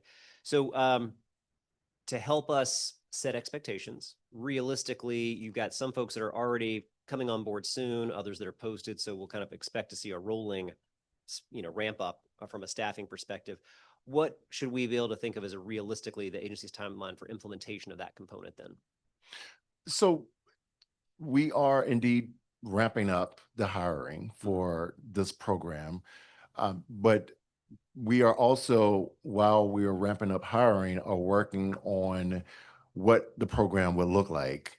So we're working on how would it work, first of all, because again, this is a first in the nation program that we're having to conceptualize and figure out how would it work. We also got to determine which one of our two systems is best to house this. How do we communicate with our partners of Department of Public Works and DDOT for that matter? How would they engage with us? How would we alert them that a vehicle is eligible for immobilization? There's tons of work that is already happening in the background to determine what this look like and how would it go from step to step. That is still in progress. We are aiming for a September 30th release date, so we'll just say October 1. And we're hopeful, much like we did with ISA. That was a brand new program, conceptualized from the ground up. We made a commitment that we would be ready on October 1, and we were ready. So we're making the same commitment now. Hopefully we don't run into any major setbacks that will extend that date, but we are currently working to meet the goal. Okay. To help me understand, so if we have positions that get filled focused on this, let's say they come on board the next month or two, but they're not rolling out until September 30th, October 1. How do you use those individuals for the 6 months in between then? What are they doing, in other words, while you're ramping up, getting the rest of the hires in to then be able to fully bring this online? So they're doing a number of things, right? So if it's an internal hire, then they're going to help us develop the program. Brand new program from the ground up, lots of writing, lots of researching, lots of system testing. They will help in that. If they are an external candidate, then all of that is true that I just said, in addition to making sure that they learn pieces of the agency that they need to learn in order to execute. So there is significant amount of work that someone will do before the program starts. Without having them there before, then the program likely would not start. Now, of course, management and others, employees will help subsidize the program until such time everyone is caught up to speed. But the plan is to get these individuals in as quickly as possible so that they can help with the development of the program. Okay. And then based on your pre-hearing responses, it sounds like you're also timing this up then to line up with the other element of the STEER Act, which is the driver safety curriculum component. So drivers have to complete that once their vehicle is released after it's been booted or impounded. So I'm assuming you're picking that date to have those two things align, most likely. I think you're in the process of, or this will be part of what we're working on in the months to come around the curriculum that'll be developed for that individual to go through. What does that look like? I want to give you a chance to kind of help share. What are the type of topics that you would expect to be covered in that curriculum? How would a driver's participation be assessed to, not just kind of click a box and they just walk out the door, but how do we help assess that? I want to give you a chance to kind of share your vision around that. Well, all of it has been developed, so I'm not prepared to give that level of detail, but I will say the program curriculum is built around ensuring the public understands safe driving and the part they play when they're behind the wheel. So we will use industry standards. We likely will be working with our partners at ANVA and other DMV, jurisdictions around the nation, come up with those standards of what topics need to be included in each module of a curriculum, and then ensure that we have a process in place that individuals can execute that requirement. We don't see how vehicle point system could work without the implementation of the curriculum and safe driving curriculum at the same time, because I got to have a process in place for you to get your car back after it's been immobilized. So they must go in tandem at the same time. So we are working on both to ensure that once we release the vehicle point system requirements, we're also releasing the process for getting your car back which will include taking the safe driver curriculum. There's questions all about that in the 6 months that we're trying to figure out, right? That, I get the 10 points, I take the, the exam, I get my car back, I violate again. Does the point start all over again? Like, we're having to think through all of the minutia. These programs take time to really develop all of the potential scenarios that could be presented, and we still don't get them all until sometimes the program is going. But those are big questions for us. Is how do we move forward? Do your car immediately? Do we reset the points after you take the safe driving curriculum? And so we wipe the 10 points away and you start over. Or do we just reduce it by a certain number and potentially you could violate one time and you're eligible for immobilization again? And do you then take the same course again? So these are questions that we're having to wrestle with to figure out what is a meaningful way to get to the intent of the law. Because I don't think the law intended for you just to continue to violate and just continue to take the same course. But we're having to figure that out. And these are questions that aren't answered in the statute, but we are faced with. Yeah. Well, please know we're more than happy to partner with you and your team on that, both to be clear about what the intent was or reasonable questions that come up as implementing a program. So happy to work with you over the next couple of months and be a partner on that because I think it can be very successful. Again, our goal is we want to change behavior. We want to have somebody driving safely on our streets. And so look forward to working with you and your team on that. I think there's probably some examples we can draw from other type of online courses. I mean, I think our DCHR has a number of different type of classes that have the ability to help do mandatory education for DC government workforce, and then the way in which it helps assess that. So all that to say, look forward to partnering with you, and please let us know how we can partner with you over the next couple of months so that as you're trying to hit that September, October date, we're right there to help support and make sure it happens. Thank you. You mentioned, your leadership in AMVA over the years as well. Similar on driver education, we have this conversation every now and then, and actually we had one of our public witnesses shared what DC does after age 70 with the check every 10 years. And from time to time, we've talked about, should we look at even changing it so that every decade, even if you're 30 years old, there's a type of reevaluation. Laws change, rules change. Obviously in the district, we have a lot of people who come into the district that probably learned the rules of the road in some state in a different place that has different rules. Does AMFA have they ever taken a position on either standardizing after age 70 or any other time of when people should reevaluate that type of ongoing education? So AMVA doesn't have a position currently that says individual after 15 years need to just do it all over again or take some type of assessment. Most jurisdictions, including myself professionally, if asked, is that driving is a tool that you use every day in the act of. It's not one of the licenses that, if you are active driving, you are actively engaged in the act of driving, and you do learn some of the habits of driving while driving, which is why we also have requirements for a new driver that they have to experience the roadway. They can't just come and pass the test and then just go straight to a license.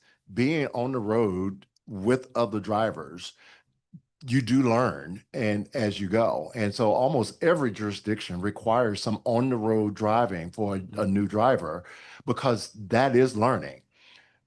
Once you know what a stop sign is, you know what a stop sign is. Me retesting you on that doesn't do much. What we're trying to get at is behavior. Most people that are driving or have bad behavior know what the right behavior is. They're choosing not to. So I'm not in a position and prepared to say just retesting them after every 10 years, 15 years, or 30 years that would change something in a meaningful way other than giving someone another bureaucratic step that as we know, people don't like. But I'm always interested in finding ways to increase people's knowledge of the road, which I think we do. Certain things where individuals like renew their license, they can get like a 5-question quiz, before they renew, just so they can see some of the rules of the road. But it's not a pass-fail. It is an awareness campaign is really what that is. So I think awareness campaigns, I think having good laws like, steer, have made some things such that if your behavior continues and you don't make corrections, then there will be some consequences to, you having a license or your ability to drive the car the way that you're used to. So I think those are the ways, as opposed to a blanket retest. I won't say that there aren't jurisdictions out there that may have some form of what you're asking about, but I know it's not many, if any. Okay, that's helpful. I think you're right. Once you see a stop sign, you know what a stop sign is. I think what we also see, though, of course, people pick up bad habits and then they repeat those bad habits. I think that's part of why I'm excited about what we can do and what's possible with the Steer Act, so that when those drivers that continue to drive dangerously have those bad habits, they're putting you, me, and everybody else at risk. Having this requirement, both that we get better at removing them from the road, but then having the opportunity to create that education touch point to be able to get back on the road, I think will be impactful. So I'm looking forward to that. And again, want to work with you. So that's a rollout that's successful about a half year from now. Let me switch gears to the stolen ticket prevention program. You talked about that in your testimony. It sounds like that has rolled out and is already being fairly accomplished. It's unfortunate that we even have to have it, of course, but I think that it's, part of where this came from, where we amended the law, was the utter frustration that a resident may experience after having suffered the loss of a vehicle being stolen, and then the kind of the adding insult to injury when all of a sudden speeding tickets start showing up in their mailbox when they weren't the ones behind the wheel. So glad to hear about the way that process is working so far. We'll hear every now and then from constituents that either had a stolen vehicle and got a ticket before the law took effect, or occasionally after we've been able to work with you and your team to kind of iron those out. So a few edge cases, but it sounds like predominantly it's worked really well. You mentioned that one of the things that will continue to happen, though, is that a parking ticket, for example, will continue to be issued by the ticket writer. It's really a Department of Public Works issue here, but want to see if you could talk a little bit more about, is the parking enforcement officer notified when they pull up that license plate on that vehicle, plug it in, and they're going to issue that parking ticket? Are they notified that that vehicle is stolen, or is the parking enforcement officer, and again, this is DPW, so I'm not trying to have you speak for another agency, but I'm assuming you all collaborate on this. Are they blind to that? They're just writing the ticket, and then it's the back end systems that are going to identify that that vehicle was actually stolen. So I will say the steer stolen provision is working well. I'm very proud of the team for the work that they've done. Our adjudication services administrator, Wanda Butler, is over there, who worked to put this program into place. I will say, I know we're going to likely get to this, but we did work with our staff to help us put it together, including the union president, who I believe sat on that committee to kind of help us work through the details of that, but I'll talk about that later. But the program seems to be working well. I will, for the parking tickets, working with Department of Public Works. It was determined that it's best for parking enforcement officers not to know that the vehicle is stolen, right? For their own safety reasons that DPW can better explain than me, which I appreciate them wanting to make sure that, someone who may know the vehicle is stolen and people are around, they might be leery about writing the ticket for a violation because they know, the car is in a stolen situation. So they prefer that, the individual doesn't know. That's at their request. And we agreed with that because we understood that we had an option to dismiss the ticket once it was written and to send notification to the owner such that they know, yes, you saw a ticket, or maybe you didn't because the vehicle Right. should still be in a stolen state. So maybe you didn't see the ticket, but we will send you notification that we have dismissed the ticket to your address of record Mhm. so that you are aware that there was a ticket and B, it has been dismissed. So I believe that the process that we have covers the basis. It gives Department of Public Works the sense of safety that they ask for. But it also does the automatic portion for the camera tickets, right? Because there's no person involvement. So we have worked with Department of Transportation such that if the vehicle is known to be stolen per MPD, right? So it has to be marked stolen by MPD. If it's not marked stolen by MPD, then you got to go through the regular process. But once it is, then DDOT, along with the work that we've done together, is able to just not issue the automated enforcement ticket altogether. Got it. Thank you. And then is there a feedback loop if the system is built in a way that it flags that and essentially is eliminating that ticket or violation? Is it also then giving a feedback loop to MPD so that they know there's a stolen vehicle, it just received a ticket at XYZ location and time? I don't know if that loop is going back to MPD now. So with camera tickets, the vehicle's in motion. Right. So, we can say that a ticket perhaps has been given, but it's not going to be where it was. It just may be near the neighborhood. So from a parking violation, again, because it's going to be DPW that writes that, that's more of a question for DPW than. Yeah, I think DPW is best able to answer that. I do know, having worked at DPW myself for 3 years, that they do get a foul for stolen vehicles, that they are aware of stolen vehicles. They just choose not to display that information to the parking enforcement officer, which I actually agree with. So they have the information, but I don't know if they are actively sending that back to MPD that they actually wrote a ticket. Got it. Okay. Let me also touch on stolen tags for a second. So is the same process being followed that if a resident reports a stolen tag to MPD, does that get reported to the DMV as well in the similar context? So you got the stolen vehicle, occasionally we'll run into a stolen tag. Does that link up in the same way? So it's important for the public to understand, if both your tags are stolen, then you're likely to get a report from MPD that the tags were stolen. If you lose only one, MPD is likely to write a report of a lost tag. We only take actions via the steer stolen provision on stolen. If it's listed as lost, so if you get a report that says lost, it is not covered by this provision. And that usually happens when there's only one tag that is missing as opposed to two. When there is two, it comes across as stolen. They list it as stolen and not lost. So it's important to understand the difference. I will and do want to reiterate something that you said that is very true that the public need to be aware of. This law is not retroactive, it's prospective. So if indeed your vehicle was stolen a year before we went live, those tickets are not covered by this program and are not automatically dismissed. You're still required to go through the adjudication process such that we can hear your case. And the law does provide that you do that within 365 days of the ticket being issued.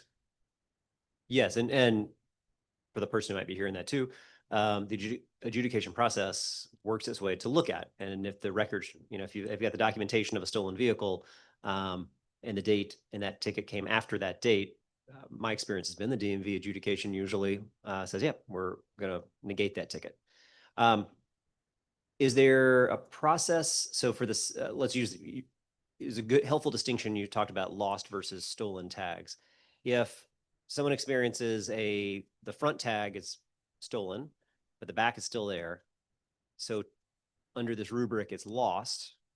Is there a process by which residents are able to surrender the one remaining tag to make it stolen and then apply for a new tag?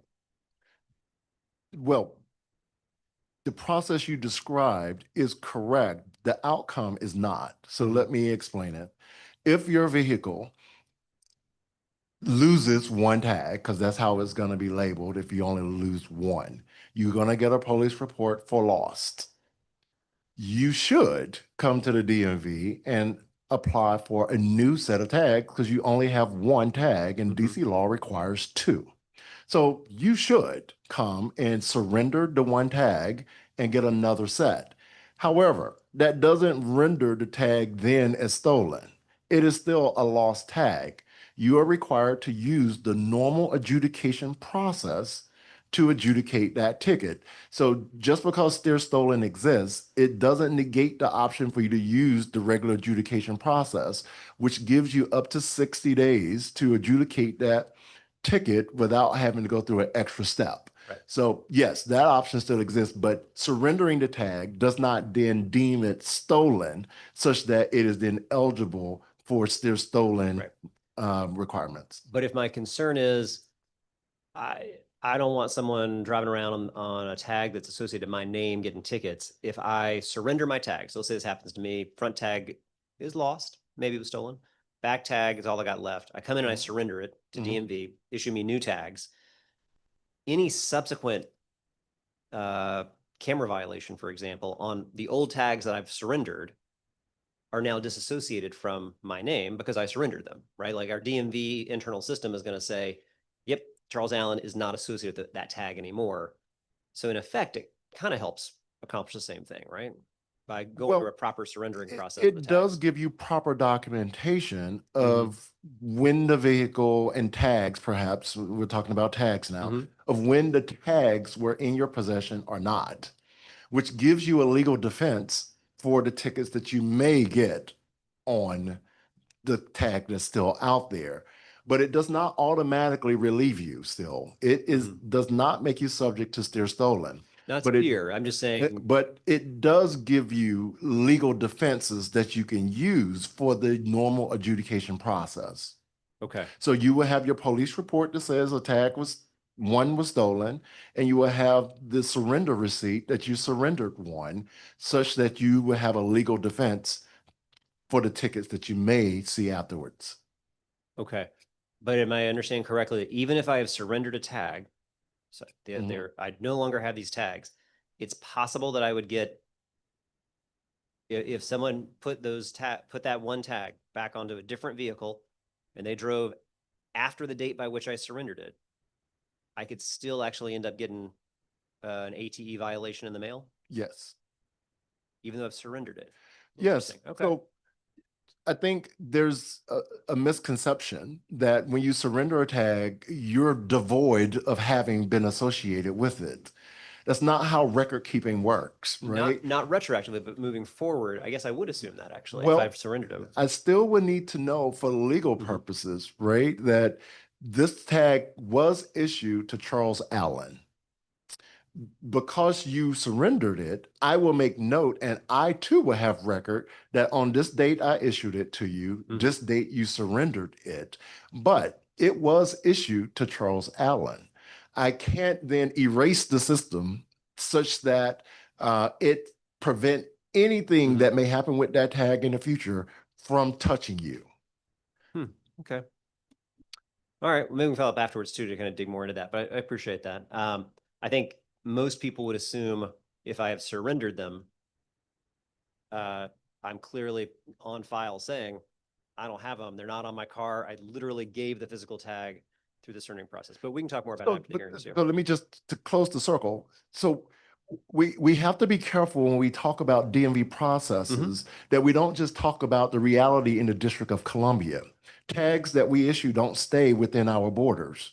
Tags go outside of our borders to other jurisdictions every day, multiple borders at times. So my system, the DMV system, DMVs are state agencies, really, right? But my tags are not confined to my borders. So I have no way of saying if the tag moved to Virginia, Maryland, Delaware, that same stolen or missing tag, they still need a point of contact to start with of where it is. They can start with, hey, who was the last owner of the tag? We can provide that information, but I have no way to communicate with every law enforcement unit nationally because they are going to want to know who was the owner of that tag. I can't return a no answer. I Yeah. can return I who hear the you. last owner was and Absolutely. provide information on when it was last surrendered by that person. Completely. I get that part. That you don't want to erase the history of who was associated with that tag. It's what I'm focusing in on is after a date of surrender, I have filed that I no longer have this plate. I have surrendered this plate. And so if 6 months from now, somebody's got that plate on their vehicle, run through a red light camera, and then a violation, in my mind, a violation shouldn't show up in my mailbox because I was the previous owner. It should be that you recognize and you haven't deleted. Charles Allen was the previous owner of that. But there's some kind of note or flag. We don't need to keep going on it, but I'd love to maybe follow up after the hearing too to make sure we understand it. It does come up every now and then.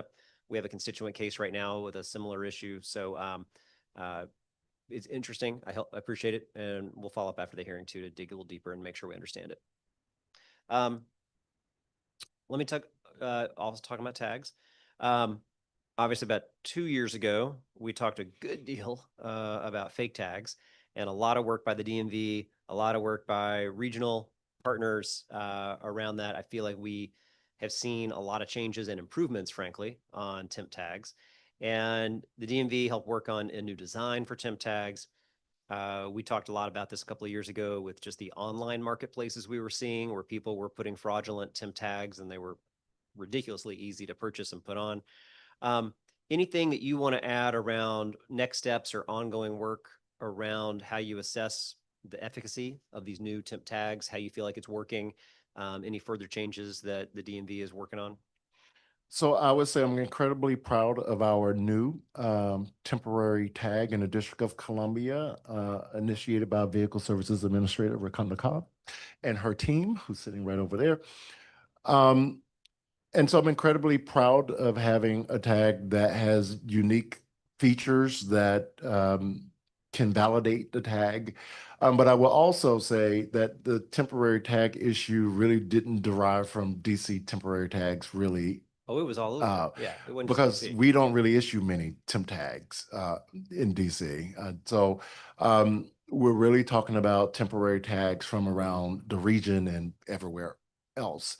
And so, I mean, we continue to be in partnership with our sister agencies, MPD, Department of Public Works, DDOT, on ways that we can be vigilant to assist people with the issue.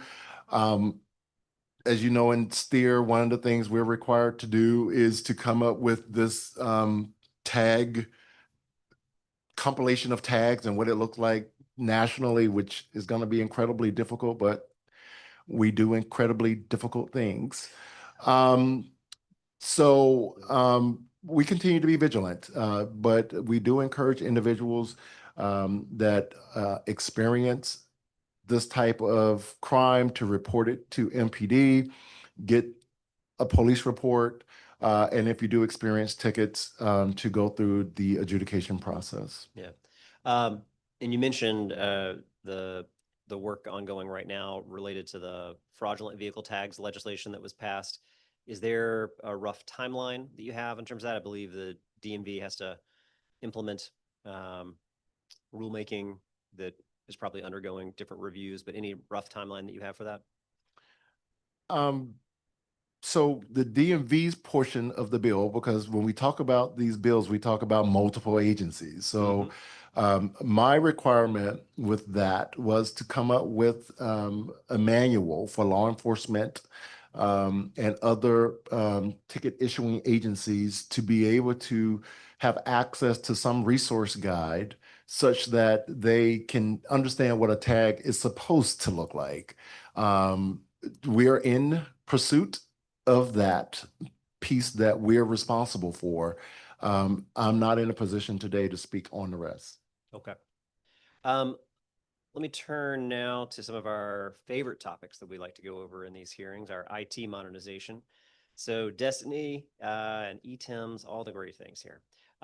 We've talked about this over the last couple of hearings. And last year's performance and budget oversight hearing, the two legacy operating systems, Destiny and ETIMS. So the agency received 9.5 million in the FY26 budget for the Destiny modernization project. So I want to better understand kind of what the state of those upgrades are. In the pre-hearing responses, you stated that DMV plans to execute the development of general services, business services, driver services, vehicle service, and adjudication services transactions, continue to execute casual testing by agency leadership and user acceptance testing, and then in the developmental stages for user training material. Can you help elaborate what all that means?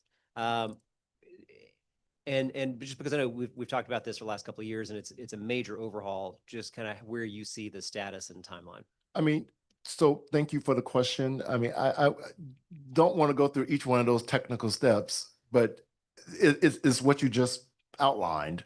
What I will say is that this is a major overhaul, as you just said, and that it is under progress. It is in the work. So I do appreciate the union and Mr. McCann statement about our systems. That's true. We need to continue to work on our systems. ETIMS, as was suggested in his testimony, needs some overhaul. Destiny needs to be replaced. And I'm very proud of the investment that the mayor has made in both those systems to allow us to do that work. I am happy to say we're nearing the end, right? Destiny modernization is expected to be released in July of 2027. And so with the final investment that I need in the FY27's budget, I think we will be done with Destiny. The DMV employees and the customers will have a new experience with Destiny from top to bottom. We're never gonna be done with Destiny. Destiny, yes. Destiny is the vehicle driver's license and registration system, and it will be revamped. We're so in touch with this process that, you know, in the next couple of months, we're about to start user acceptance and you know, testing to see and put it to work, to see if we can break it, to see if there's something that we need to continue to work on, to continue to fix.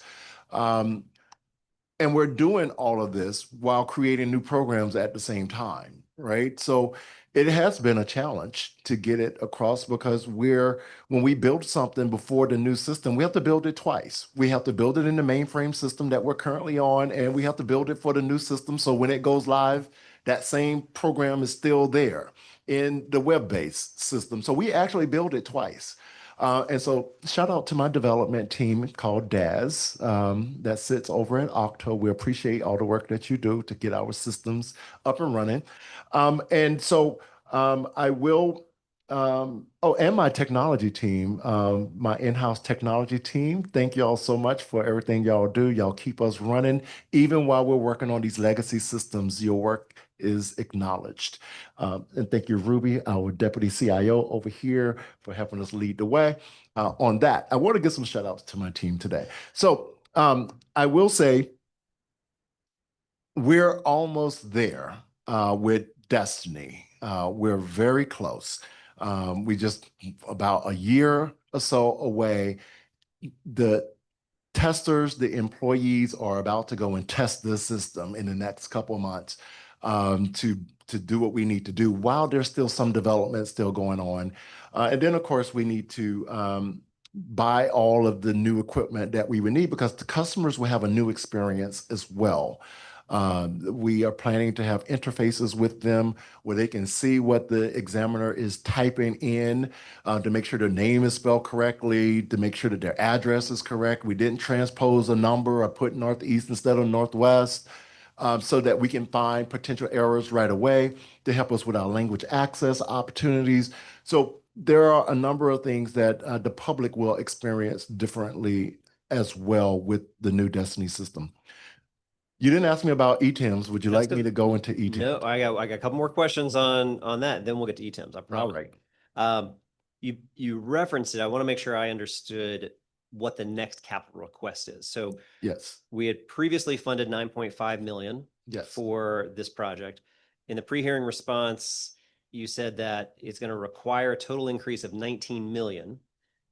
So what I'm trying to make sure I understand is, were you saying 9.5 million in the FY26, and then you're requesting an additional 9.5 in FY27 for a total of 19 million? Or are you requesting 19 million in FY27, double what we already done? It's the latter. We received 9.5 million for FY26 in capital funding, which we're using now, and we're expected to have another 9.5 million in 27 to finalize the project. So that's the total. So the total of is the 19 million. Your question has asked us to look at capital funding over 2 years. And so that is the request over the 2 years, but 9.5 we have Yeah, already. That's what I was trying to clarify Yes. was it an additional 19 on No. top? It's a total 19. Okay. That's correct. All right. And you gave a shout out to Octo. I gave a shout out to Daz at Octo. Okay, sorry. Well, important I clarification. do think Octo as well, but I was specifically talking to the Daz team that sit at I saw you Octo. look right in the camera so they can see it. That's right. I got it. I got it. Octo is an amazing partner, and I appreciate Director Miller and his team for all the exceptional work they do. But I was pointing out my development team that sits at Octo. All right. Well, all right. So Octo may not like this question. All right. So as we walk through the MOUs though, the one that jumped out to us the most was DMV paid Octo a little over $1 million for the Southwest IT infrastructure upgrade project.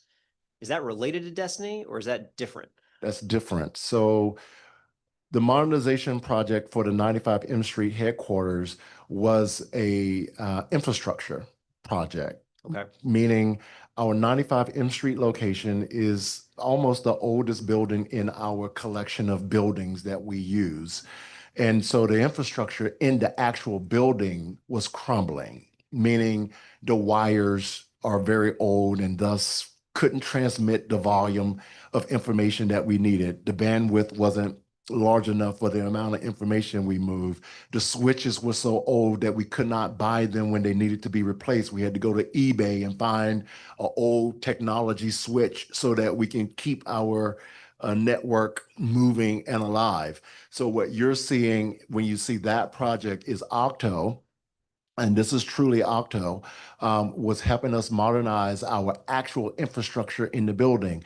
So we have been running brand new lines, brand new cabling throughout the entire building, brand new telecommunications, brand new everything in terms of the infrastructure in the back, from data to camera systems to everything that carries information in that building has been done by our partners at Octo. So this is Director Miller's team helping us with that. The project is nearing completion. We're at 90% complete. I think that's where you're getting ready to go, perhaps, because you said Octo may not like this question. But I'm proud to say that Octo has been working very closely with my technology team, giving them another shout out. Thank y'all. Because they've had to work during off hours to get this project done, right? I can't close the DMV down and do this work. So this work have been primarily, which is why you may see some of the delays that you may want to question me about, is because it's having to be done after hours in the night. And so I've been having my technology team having to stay overnight to 2, 3 o'clock in the morning with vendors to try to run wires through every floor of a 4-floor building. And so, yes, that's taking some time because not all vendors can work that time of night when we need them to. And so it's taken a little bit of more time, but Octo and Directors Miller team has been right there with us to work the night shifts, to be there. And I'm proud to say we're 90% there. And I do believe in the next, hopefully by the time we have our budget oversight hearing, I can tell you we are marked complete. That's great news. And thank you for walking through that.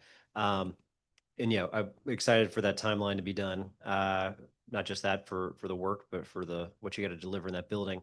What I was also curious about, and you helped answer this, was if in essence, if it was related to Destiny, was this Octo essentially absorbing some of your budget for its own purposes? That's not the case here, so that's good to know. So we can turn the page on that one. Ready to go to ETIMS? Sure. All right. Okay, so you stated the DMV has executed a new contract for ticket processing in October 2025 when we asked about it. What's the contract period for that contract? Is that you kind of go on to say for FY26, so the fiscal year that we're in right now, DMV is executing a full-scale review of contract requirements, tasks, deliverables, clarification of goals and scope, development, project plan to include timelines, milestones, roles, responsibilities, et cetera. What's our contract period for what we're in right now? And then what's the goal of the review that you outlined that you're conducting? Sure. So the ticket processing contract, and again, I recognize the comments from the team that testified before me representing the union. I agree with them that the system needs modernization.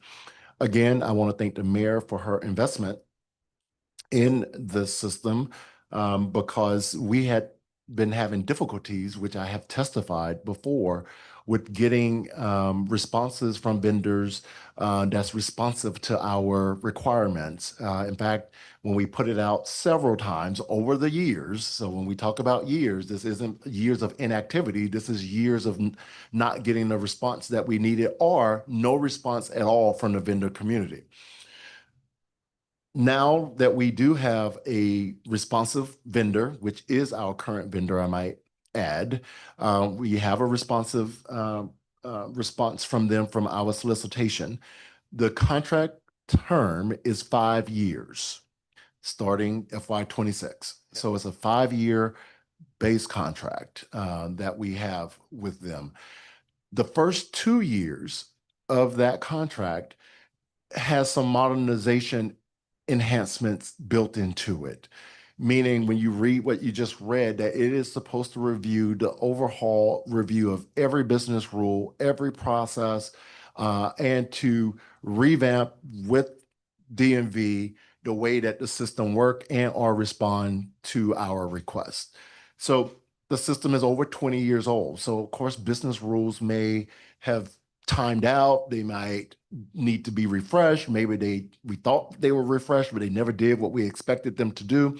We're asking this vendor to go process by process, module by module, and to do an overlook with the DMV to ensure that it's working the way it's supposed to.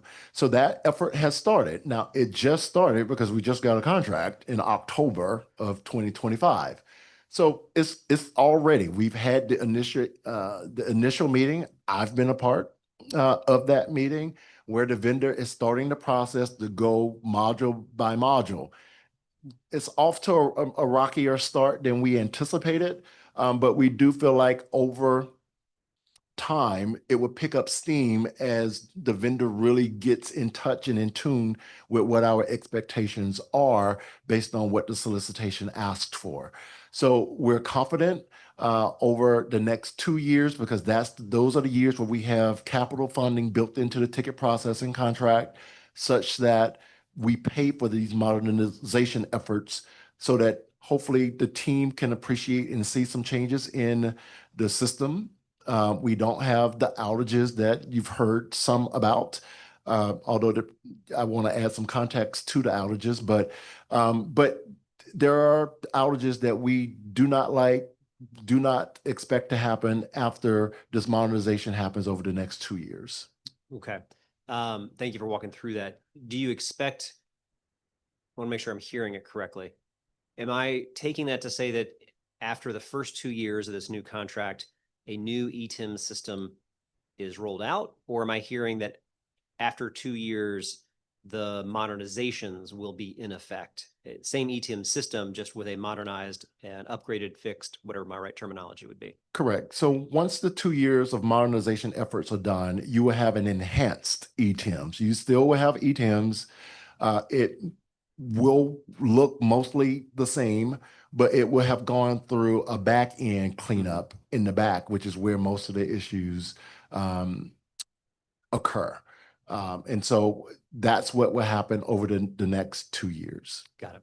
And if it's a 5-year base contract, I'm assuming that means there are extensions built into the contract? It's a 5-year base contract. I think there's 2 option years Okay. that could happen after that. Got it. Okay. That's helpful. I'm going to move and jump over to part of what we heard around in our testimony earlier today. And what I'm going to talk about specifically is our access to IDs. Want to give you a chance to have any response you have from some of the public witnesses we had around the issues, at least they've been experiencing, of trying to help get IDs for their clients, especially vulnerable clients who are going to struggle to have many of the documentation. I do think, and as I tried to state during that exchange, the DHS paperwork is the DHS form. Their ability to get that form out is on DHS, not necessarily DMV, but obviously we're all trying to accomplish the same goal and work together on this. So let me give you a chance to kind of share your thoughts on what you heard around the challenges they talked about experiencing, trying to work on behalf of our unhoused residents to be able to get them the identification they need. Yes, so I share the sentiment of the previous witnesses and that of my team, that we want to provide services to everyone that is in need of the services that we provide. And we are not intending to create barriers, particularly to those who are most vulnerable. We want everyone to have the service, which is why we do participate in a number of things throughout the city. I think one of the witnesses talked about us being at the downtown day center. We go there once a week to ensure that we make ourselves available to the vulnerable population and to meet them in a place where they're already familiar with and go, that is outside of the DMV's 4 walls. That is an effort of us trying to provide and meet the public where they are, understanding that those individuals who are in very vulnerable situations may need us to do a bit more to come to them, which is what we do. We do that in a number of other areas with returning citizens and all of that with the Ready Center. We go to them and not necessarily having them always come to us, although there may be a requirement that they do.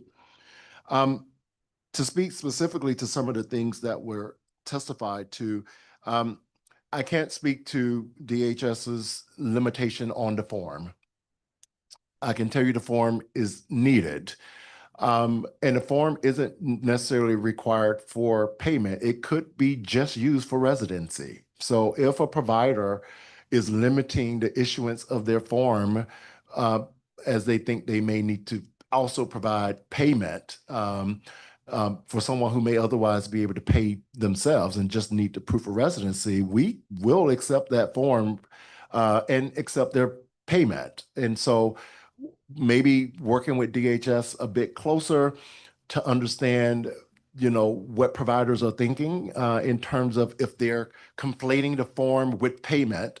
And as a result, if they don't have the funding, but they're willing to do the proof of residency, maybe I can help break down that barrier. If that is the concern as presented today, it seems as if the presentation today was saying that the two together may be an impediment for providers to provide the form because they must also provide the funding for someone who otherwise could do so on their own.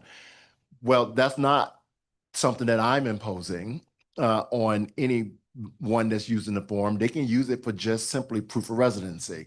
So maybe we can help in our meeting with DHS to do just that. I've already tapped to my deputy director, Darnell Fontaine, that he would be in charge of the meetings with scheduling with DHS and with our partners that testified today to see what can we do to understand more about their concerns. And so he will have those meetings with the team. One witness talked about the proof of residency form and her sister.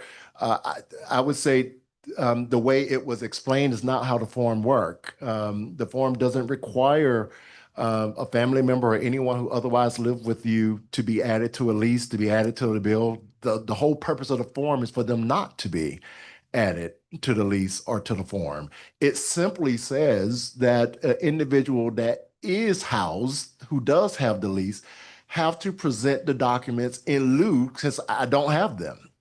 So some of the presentation today made the form difficult for people, said the form was difficult because they don't have the forms. Well, the proof of residence certification form is not meant for you to provide anything, right? If you're unhoused and you're living with a family member or what have you, the person that you live with will provide the documentation and the certification that you live with them.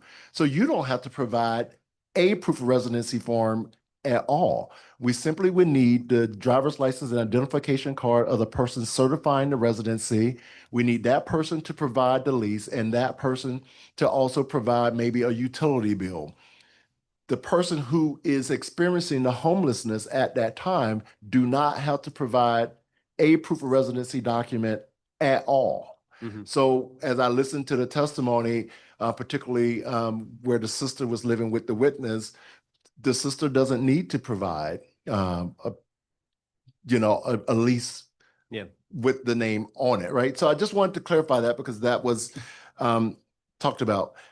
I also want to clarify the 70 plus waiver process, right? So the law, federal law, which we have also adopted in the District of Columbia, does allow management to make some exceptionary forms for those who are 70 and older. It does not for anyone that doesn't. And the law explicitly calls this group out, right? So when we talk about, as I think the union president did, that we do it for once, we got to do it for all, where the law distinguish the group, right? And so the law says that if you're over 70, I have some authority to look at other documents that are relevant to the proof you're trying to establish. So if it's proof of identity, I could accept something else that's convincing, but that's different for everybody, right? So it's hard for me to write it down. It's hard for me to say publicly what that is. It means that likely a manager has to get involved to look at what someone is presenting to make that determination. So I wanted to clarify that as well. It exists. So when someone says that the staff is not aware of and they're not trained on it, well, it is a management decision because the exceptions are so broad for this group that I really need a set of management eyes on it to ensure that we're staying within still the limits, because I still have requirements I have to meet, right? Even with this exception, there's still a requirement that must be met. So those are some of the things. I'm happy to meet with the advocate community. I'm happy to meet with DHS to understand maybe what some of the providers' concerns are. I will say, well, I'll leave it at that and say that we're willing to work with the community. I very much appreciate that. And Mr. Fontaine, thank you very much. I think we can help facilitate, make sure folks have the right introduction and contact info, and then let that kind of take place for that type of meeting. And I appreciate you walking through. I heard 3 different kind of scenarios brought up in the testimony, 2 of which you addressed. One is the sister living with the witness and being able to identify that. The other being, advocating on behalf of the gentleman who was older and maybe didn't have a birth certificate from a state somewhere else, but like you said, is over 70. So there's some management discretion there. And the third I heard was related to an unhoused individual less than the age of 70 who's not living with a family member or someone who can say, this is the person staying with me, but instead is truly unhoused and perhaps on the street. And the social service provider is trying to help complete this information. And I know last year we talked a good bit about trying to look at the list of secondary source proof of residency documents. So I'd like to make sure that's a part of the conversation that you're going to have as follow-up, so that if there are other ways both to allow the DMV to do what it's got to do from a official credentialing perspective, but work with our different service providers to find as many ways as possible to reach that most vulnerable person who's not going to may not meet those other criteria. So I appreciate that. And I do want to clarify, if someone is truly unhoused, as your example that you said didn't address is in this example, they don't have any other documents for residency. The residency document is the social service form, which we accept, right? But there seem to be some barriers that's outside of my control. But looking at my secondary documents for someone who's truly unhoused, who are truly working with social services to provide that proof of residency, would not change their outcome at all, right? Because they are truly unhoused. So I'm committed to talking to DHS, understanding the concerns that providers may be having, and if somehow DMV can contribute to resolution. As it's already been suggested, some of those concerns are outside of the purview of this agency. But I'm willing to have that conversation all the same, with the understanding that the final outcome likely isn't one that is dependent solely on DMV's discretion. Yep. Okay, excellent. Well, I look forward to working with you, Mr. Fontaine, with the witnesses that we heard from today and helping facilitate that. So thank you all very much. Let me jump to a couple other quick questions here. We always run through staffing. So when we look through our positions for the agency hired 13 new employees in FY25, which seems to have been offset by 21 separations for a net loss of 8 employees that fiscal year. So far in FY26, the DMV has hired 3 employees, while 3 have left the agency. All of this is at the time the responses were sent. Can you, and if I'm reading correctly here, the Schedule A position lists 30 vacancies at the agency. The 2 largest categories seem to be 11 at the legal instrument examiner position level and 5 hearing examiner position. I know in our previous hearings, that hiring process seems to be rolling throughout the year, so position descriptions go out. Can you just outline for us where we are in the hiring process for those vacancies? Sure. So of the Schedule A that was submitted during my pre-hearing questions, there's actually 36 vacant positions that's on the Schedule A. Of the 36 positions that are there, 9 of them onboarded on Monday. 15 other positions have been selected, meaning we have interviewed, and selected, and individuals are going through the background check. Another 8 individuals we have the positions posted and have interviews scheduled, another 8 position. And we have 4 positions that are pending posting, primarily because we need to update the PD or do some work surrounding the actual PD itself. So all of my positions are in some state of recruitment. Now, the thing that derails this process at times, some positions, which are safety sensitive positions in particular, requires a drug and alcohol test. Oftentimes, those results cause us to have to eliminate a candidate that we are otherwise excited about, and we have to start the process all over again. So when you look at some of my positions, and I come back during budget oversight, and the decision and discussion is, have we been hiring? Well, the recruitment process is a cyclical process that takes time. And as much as I would like to be able to get people's background checks immediately, their references immediately, that's just not how the process works. I am dependent upon other resources to answer some of these questions for me. So if I worked at another company, I need that company to give me a reference check. And if they take their time, that's days on the clock.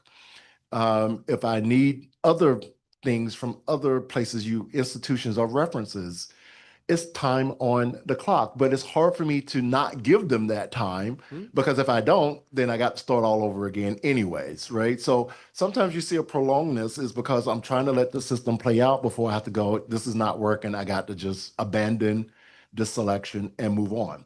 But in the end, of the 36 vacancies that we have, all of them are in a state of recruitment, with 9 of them starting on Monday, 15 selected, 8 interviewed or scheduled for interviewed or posted, and 4 were working on the PD. Yeah, excellent. It's almost like you knew I was going to ask that question. Of like course we do I every did. year. And of course, you knew I was going to be ready. I knew you were. I knew you were. I wanted to follow up actually on the safety sensitive position, because I think I've had similar conversations with our DDOT leadership with very similar situation where I'm going to use our crossing guards as an example. So every school community I can find wants more crossing guards to help make sure kids are getting safely and calm down these crazy drivers that are trying to drive through our neighborhoods. One of the big challenges they have in filling those positions is they'll find a great candidate that they're excited to bring on board. It is a safety sensitive position.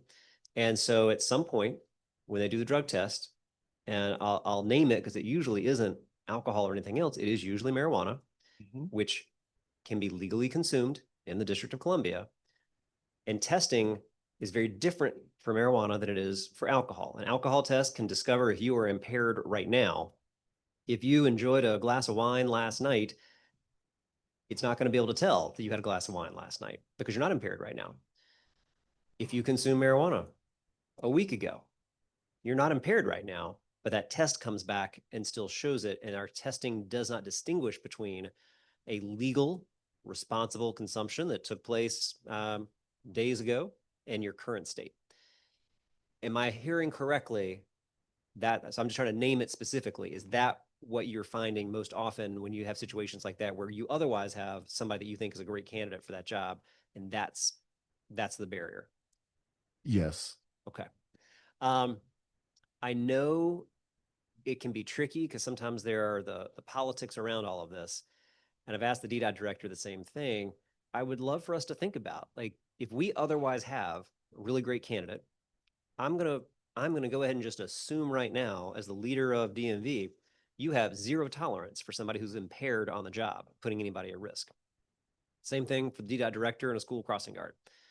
But if our testing does not work the way that we want to measure impairment, I think we've got to try to sit down and come up with, is there a different way to write this, either in the law, work with our agencies? Because I think we are otherwise, for what is a legally allowed consumable in the district, I think we're potentially losing out on some qualified and good people for positions that they're not impaired. They're not coming in impaired. They have no intention to be impaired, but they may have been legally consuming something days and days ago. So not much to do with that right now. Just please know, I'm hearing this from other agencies that it is a real issue. And if we can work together on a solution to allow us to make sure we don't lose out on great people, good talent, good candidates for these positions, I'm open to help work with you to figure that out. Thank you. I also feel like it's one of those issues where everyone's like, say as little as you can. Good job. All right. We heard testimony around, also from a staffing perspective, climate survey, kind of an ongoing evaluation from a workforce perspective. I believe the union says they had requested the agency kind of conduct a climate survey of the workforce. I don't want to put words in your mouth. So what I heard was the management did not want to do an agency-wide kind of climate survey. I want to make sure I give you a chance to respond. Is that something you are open to, or do you believe you assess your staff and teams climate in a different way? Maybe we give you a chance to respond to that. So what I will say is we're constantly trying to figure out ways to understand the temperature and gauge the mood of our team. The team is extremely important to me, as I know it's likely the case for the union president as well, which is why he and I meet on a monthly basis. And we have a meeting tomorrow at 12 noon. So Joey, I hope you're there. So in those conversations with the union, I'm open to hearing about what their thoughts are. But I also understand that their thoughts are not the only ones that matter. and I will consider all thoughts and all considerations that should be heard. What I have done, which the union president did not speak of, which he is aware of, is that I recently initiated an employee engagement committee, of which there are 13 employee members of the committee, and the management leader of the committee is Gabriel Robinson himself, which shows the commitment that I'm interested in hearing from the team and how we might move forward to address some of the concerns that might be happening throughout the agency or even in isolated pockets. And so I'm very interested in figuring that out. The Employee Engagement Committee is also interested in learning a little bit more. In fact, they just took a vote at their last meeting that they want to do some type of survey. And I'm sure this won't be their last survey, but we got to start somewhere. So I'm willing to take the steps to understand the mood of the team, to understand where there may be systemic things that we might need to change and where there might be just pockets of things. I also want to recognize employees that are having a positive experience at the DMV, because I don't believe all employees are having the experience as expressed by those who testified. No doubt, DMV is not a perfect agency, as I believe no agency is, but we are taking steps and we strive to do what we can to ensure that where we can make meaningful changes, that we do. So I hear the team loudly and clearly that where it makes sense for me to make adjustments and where it makes sense for me to try things out.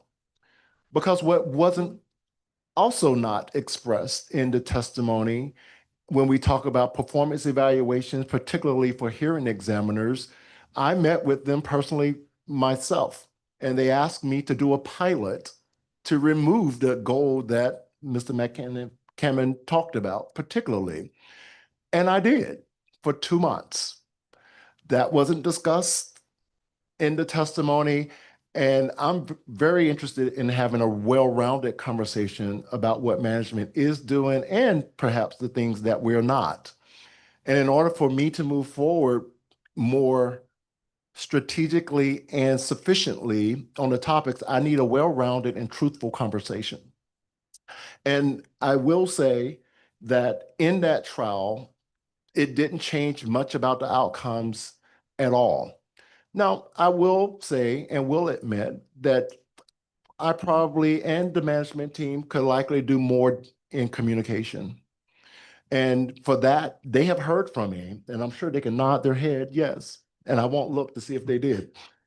To say that I have made it a priority to ensure that we do talk to the agency about decisions, those that they can be a part of, like I mentioned, hearing examiners sat in on the steer stolen provision to help us with the development. We asked for 2 individuals to sit in with us managers so that we can understand not only from a management perspective about what we needed to do to implement this program, but to hear from the boots on the ground how it works.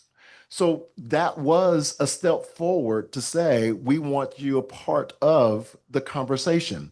I also have met with hearing examiners, since that's the group that testified today, privately in meetings without their managers, without their leaders, with 3 individuals about concerns that they had in particular, where I learned from them and made the changes in many cases that they asked for. Not all. I'm not going to sit here today and say I've made all the changes that they've asked for, but I've made meaningful changes in the right direction to show that I went into those conversations with the intent to hear and with the intent to move forward where it makes sense. So I'm very interested in a well-rounded conversation. I don't want to demonize any of my team, even those that testify, because I think they all bring value. I love talking to Mr. Joey, the president, in person. He and I have great conversations, wonderful. I wish we were able to move some of our points faster along, but he and I have very fruitful conversations, which I'm very proud of with him.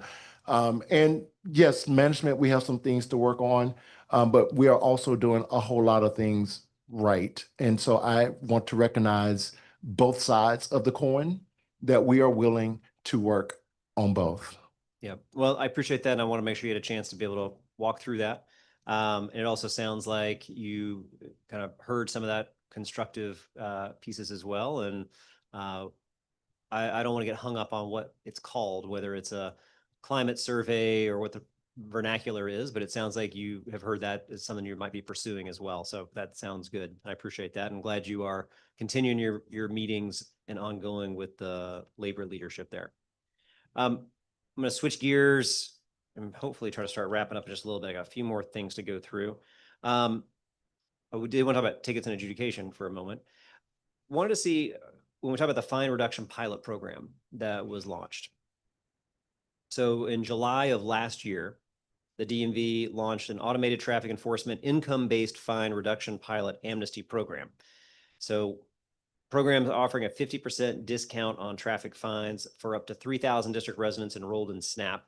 At the end of September 2025, the program had received 305 completed applications, 264 of which were deemed eligible, with 143 residents who were issued a discount.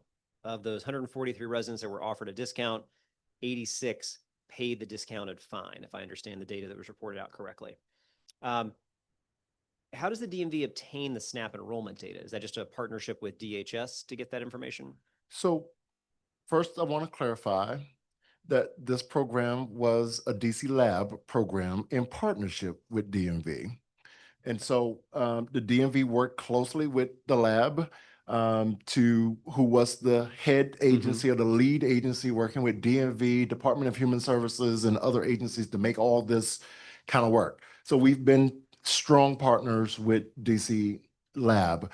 DC Lab worked with Department of Human Services to get the SNAP enrollees to determine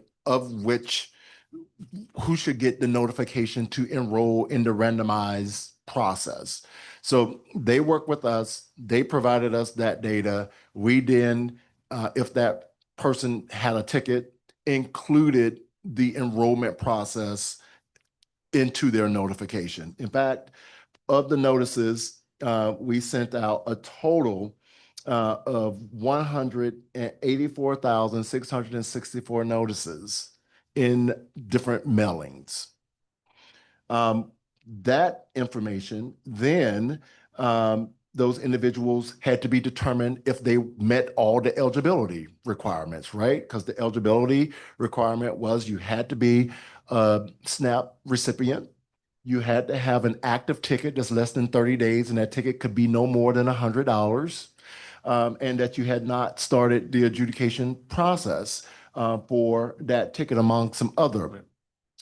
Of those people who actually got the mailers over the lifetime of the program, 492 of them were deemed eligible, meaning they met all of the requirements.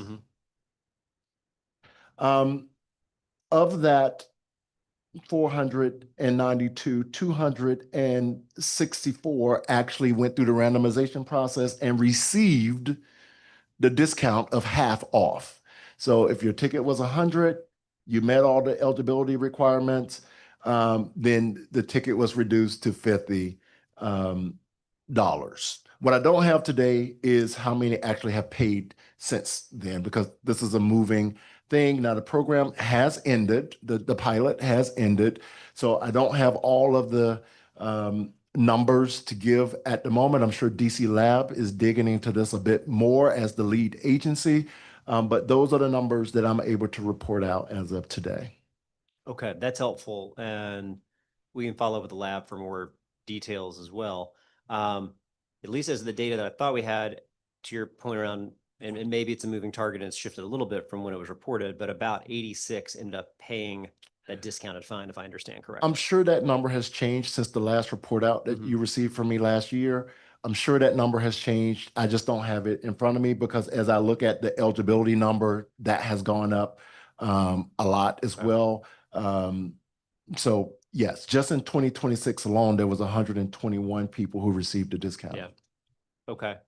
And then the question I would have, it's partly lab, although I think it's partly DMV a little bit too, because they couldn't do it without you. How are we evaluating the effectiveness of this? And what I mean by that is, one goal is, hey, let's just reduce the economic burden for folks that are already having a harder time being able to afford. And so being able to reduce costs. We could evaluate that by how many people actually end up, being eligible and then paying that fine. Second part of the goal, I think, would be how are we also making sure those tickets are effective in having people drive more safely, follow the speed limits? Is there a way in which DMV or the lab, to your knowledge, has evaluated the people who were eligible? Did they get subsequent speeding violations? Or is there something built in to assess, did we end up with safer driving?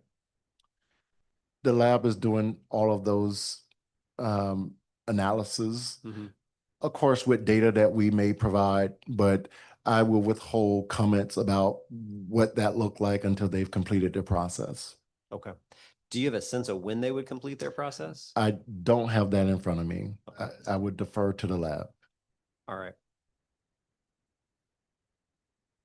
See how DMV intersects with so many folks. You got DHS, we got the lab, all of the place. We are indeed one of the Yeah. nucleuses of the city. We provide information, data, and support to a number of agencies, which I know a number of other agencies do as well. We're proud to be partners in this great city. There you go. All right. You talked about this in your testimony. I appreciate that. The ticket alert system, TASK is what we call it. Yes. So I do think for the folks that sign up and use it, I think it's a very effective tool, right? It essentially gives you in real time notice of a moving violation. And if our goal is, if I did speed and get a ticket and then something shows up in my mailbox a week and a half later, it's hard. People, all the data in the world tells us delayed knowledge of a consequence does not change behavior as effectively as real-time knowledge of the consequence, right? So I think that the idea behind this is a great idea, and it looks like you've got a large number of people who are taking it up, which is great.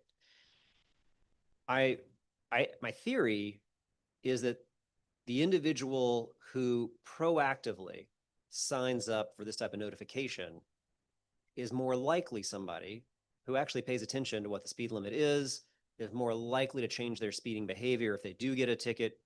The person who is racking up tens of thousands of dollars worth of speeding violations on our streets and the folks that are creating most of the harm and hazard are probably never going to be the person that signs up for this.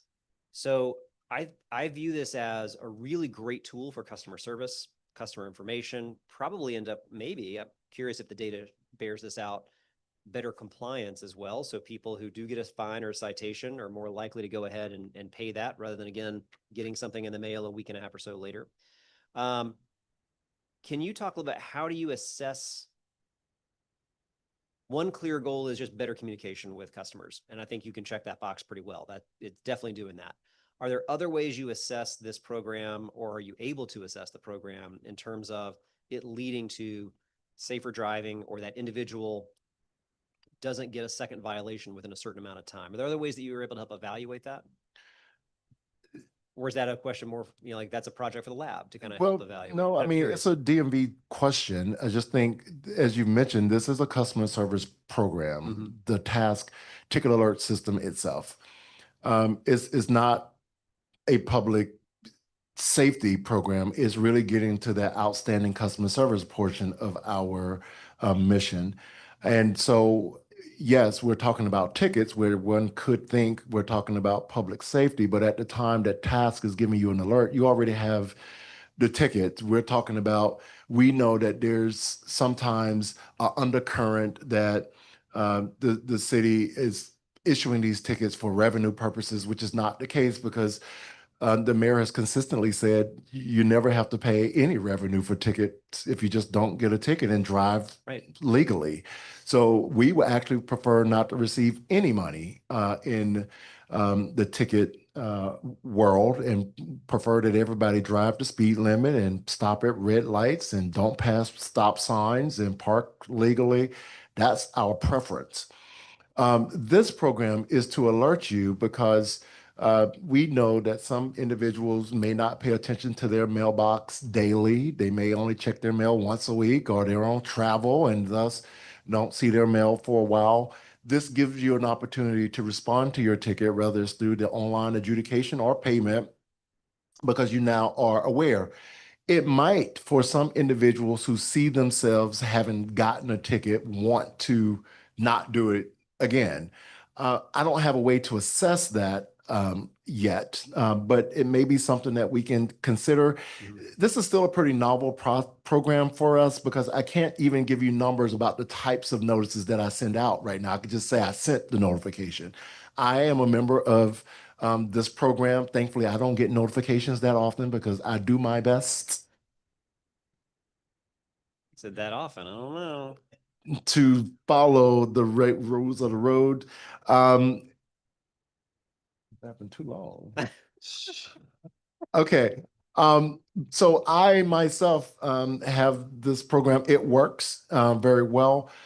Perhaps as it matures a bit over time, we might be able to get more analysis data out of it so we can do more analysis with it, but it's not mature enough for me to do what you're 'Cause suggesting. it's relatively new still, right? It's been in effect for, It's picking up traction. So it's not a new program, but it's picking up traction over the Yeah. years, particularly as the number of ATE cameras have increased.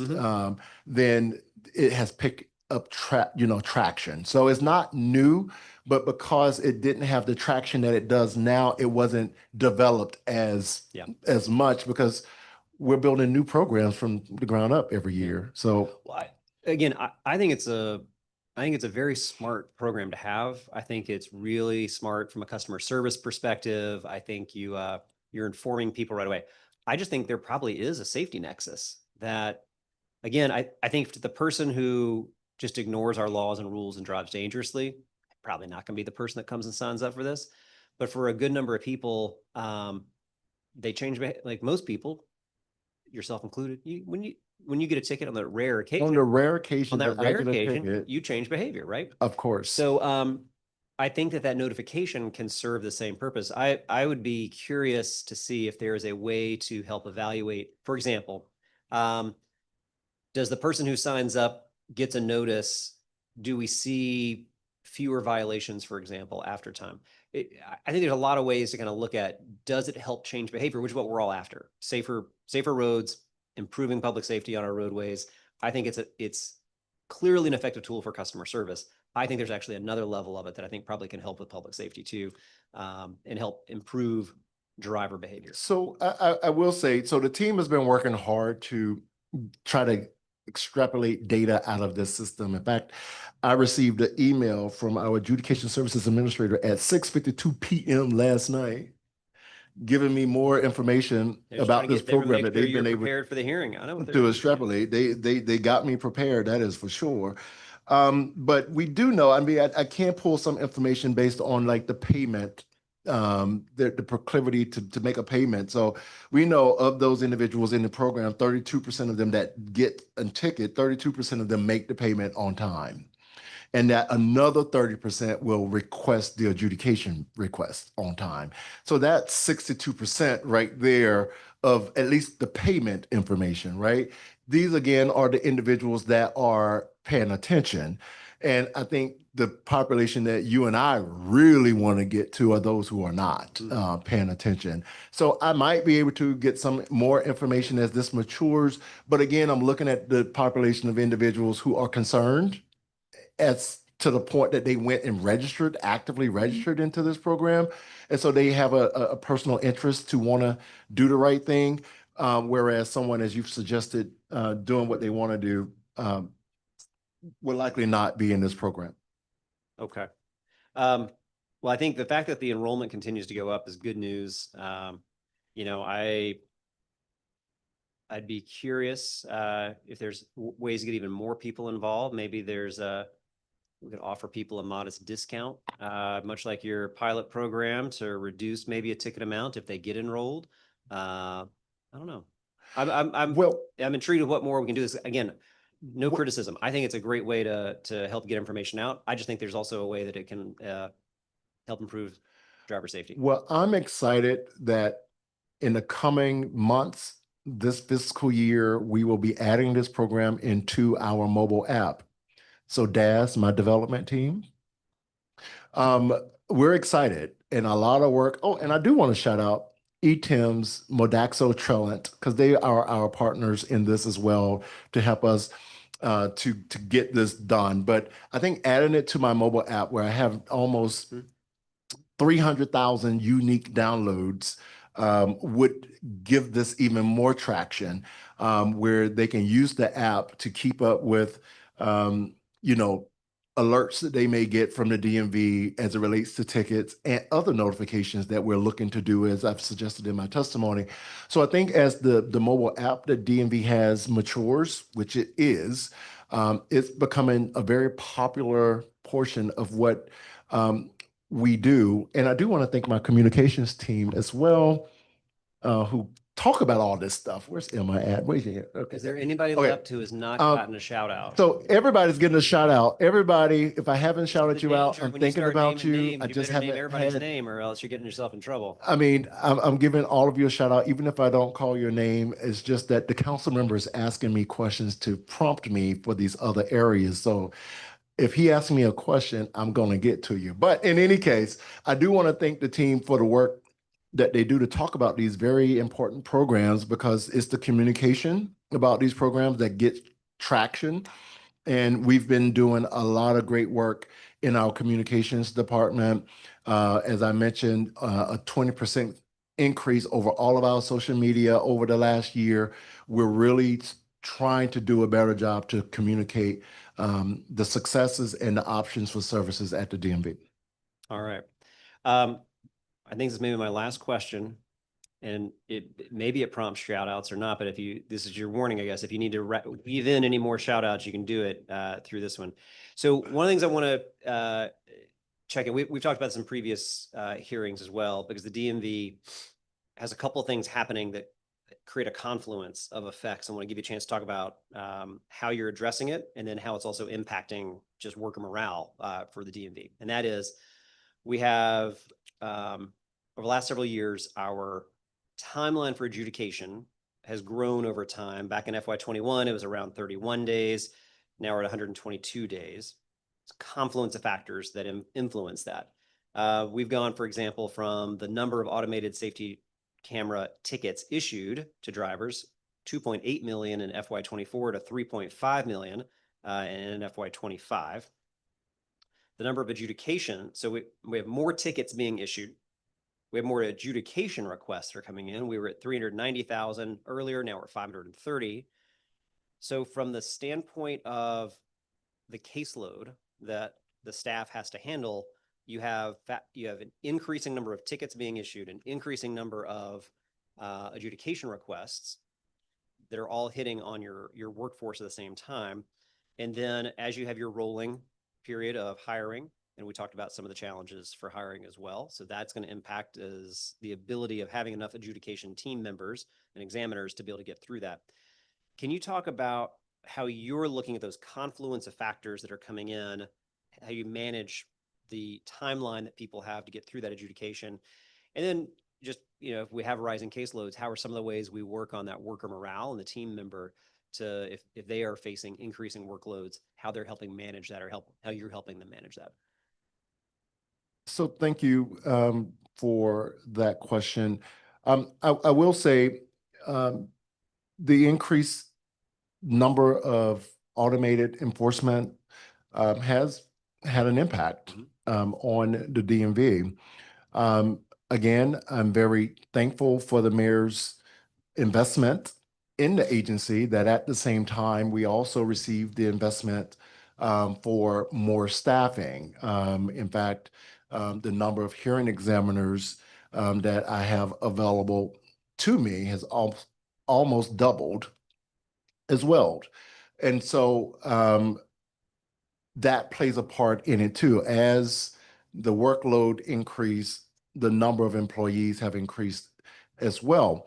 But that also means, I mean, I do want to shout out my hearing examiners because they do an incredible job. And it's not an easy job. And so I take, the concerns that the team even brought forth today very seriously. I take the other comments that I may have received in other forums very seriously from my hearing examiner team, and I'm prepared and to even listen more. So I don't take those comments for granted, even though I do think a more holistic conversation surrounding it would be helpful, for me to move forward as opposed to just the bad, right? There's some good things happening as well, but they have an incredible job to do. And so there are things that we're trying to do to make the workload better, right?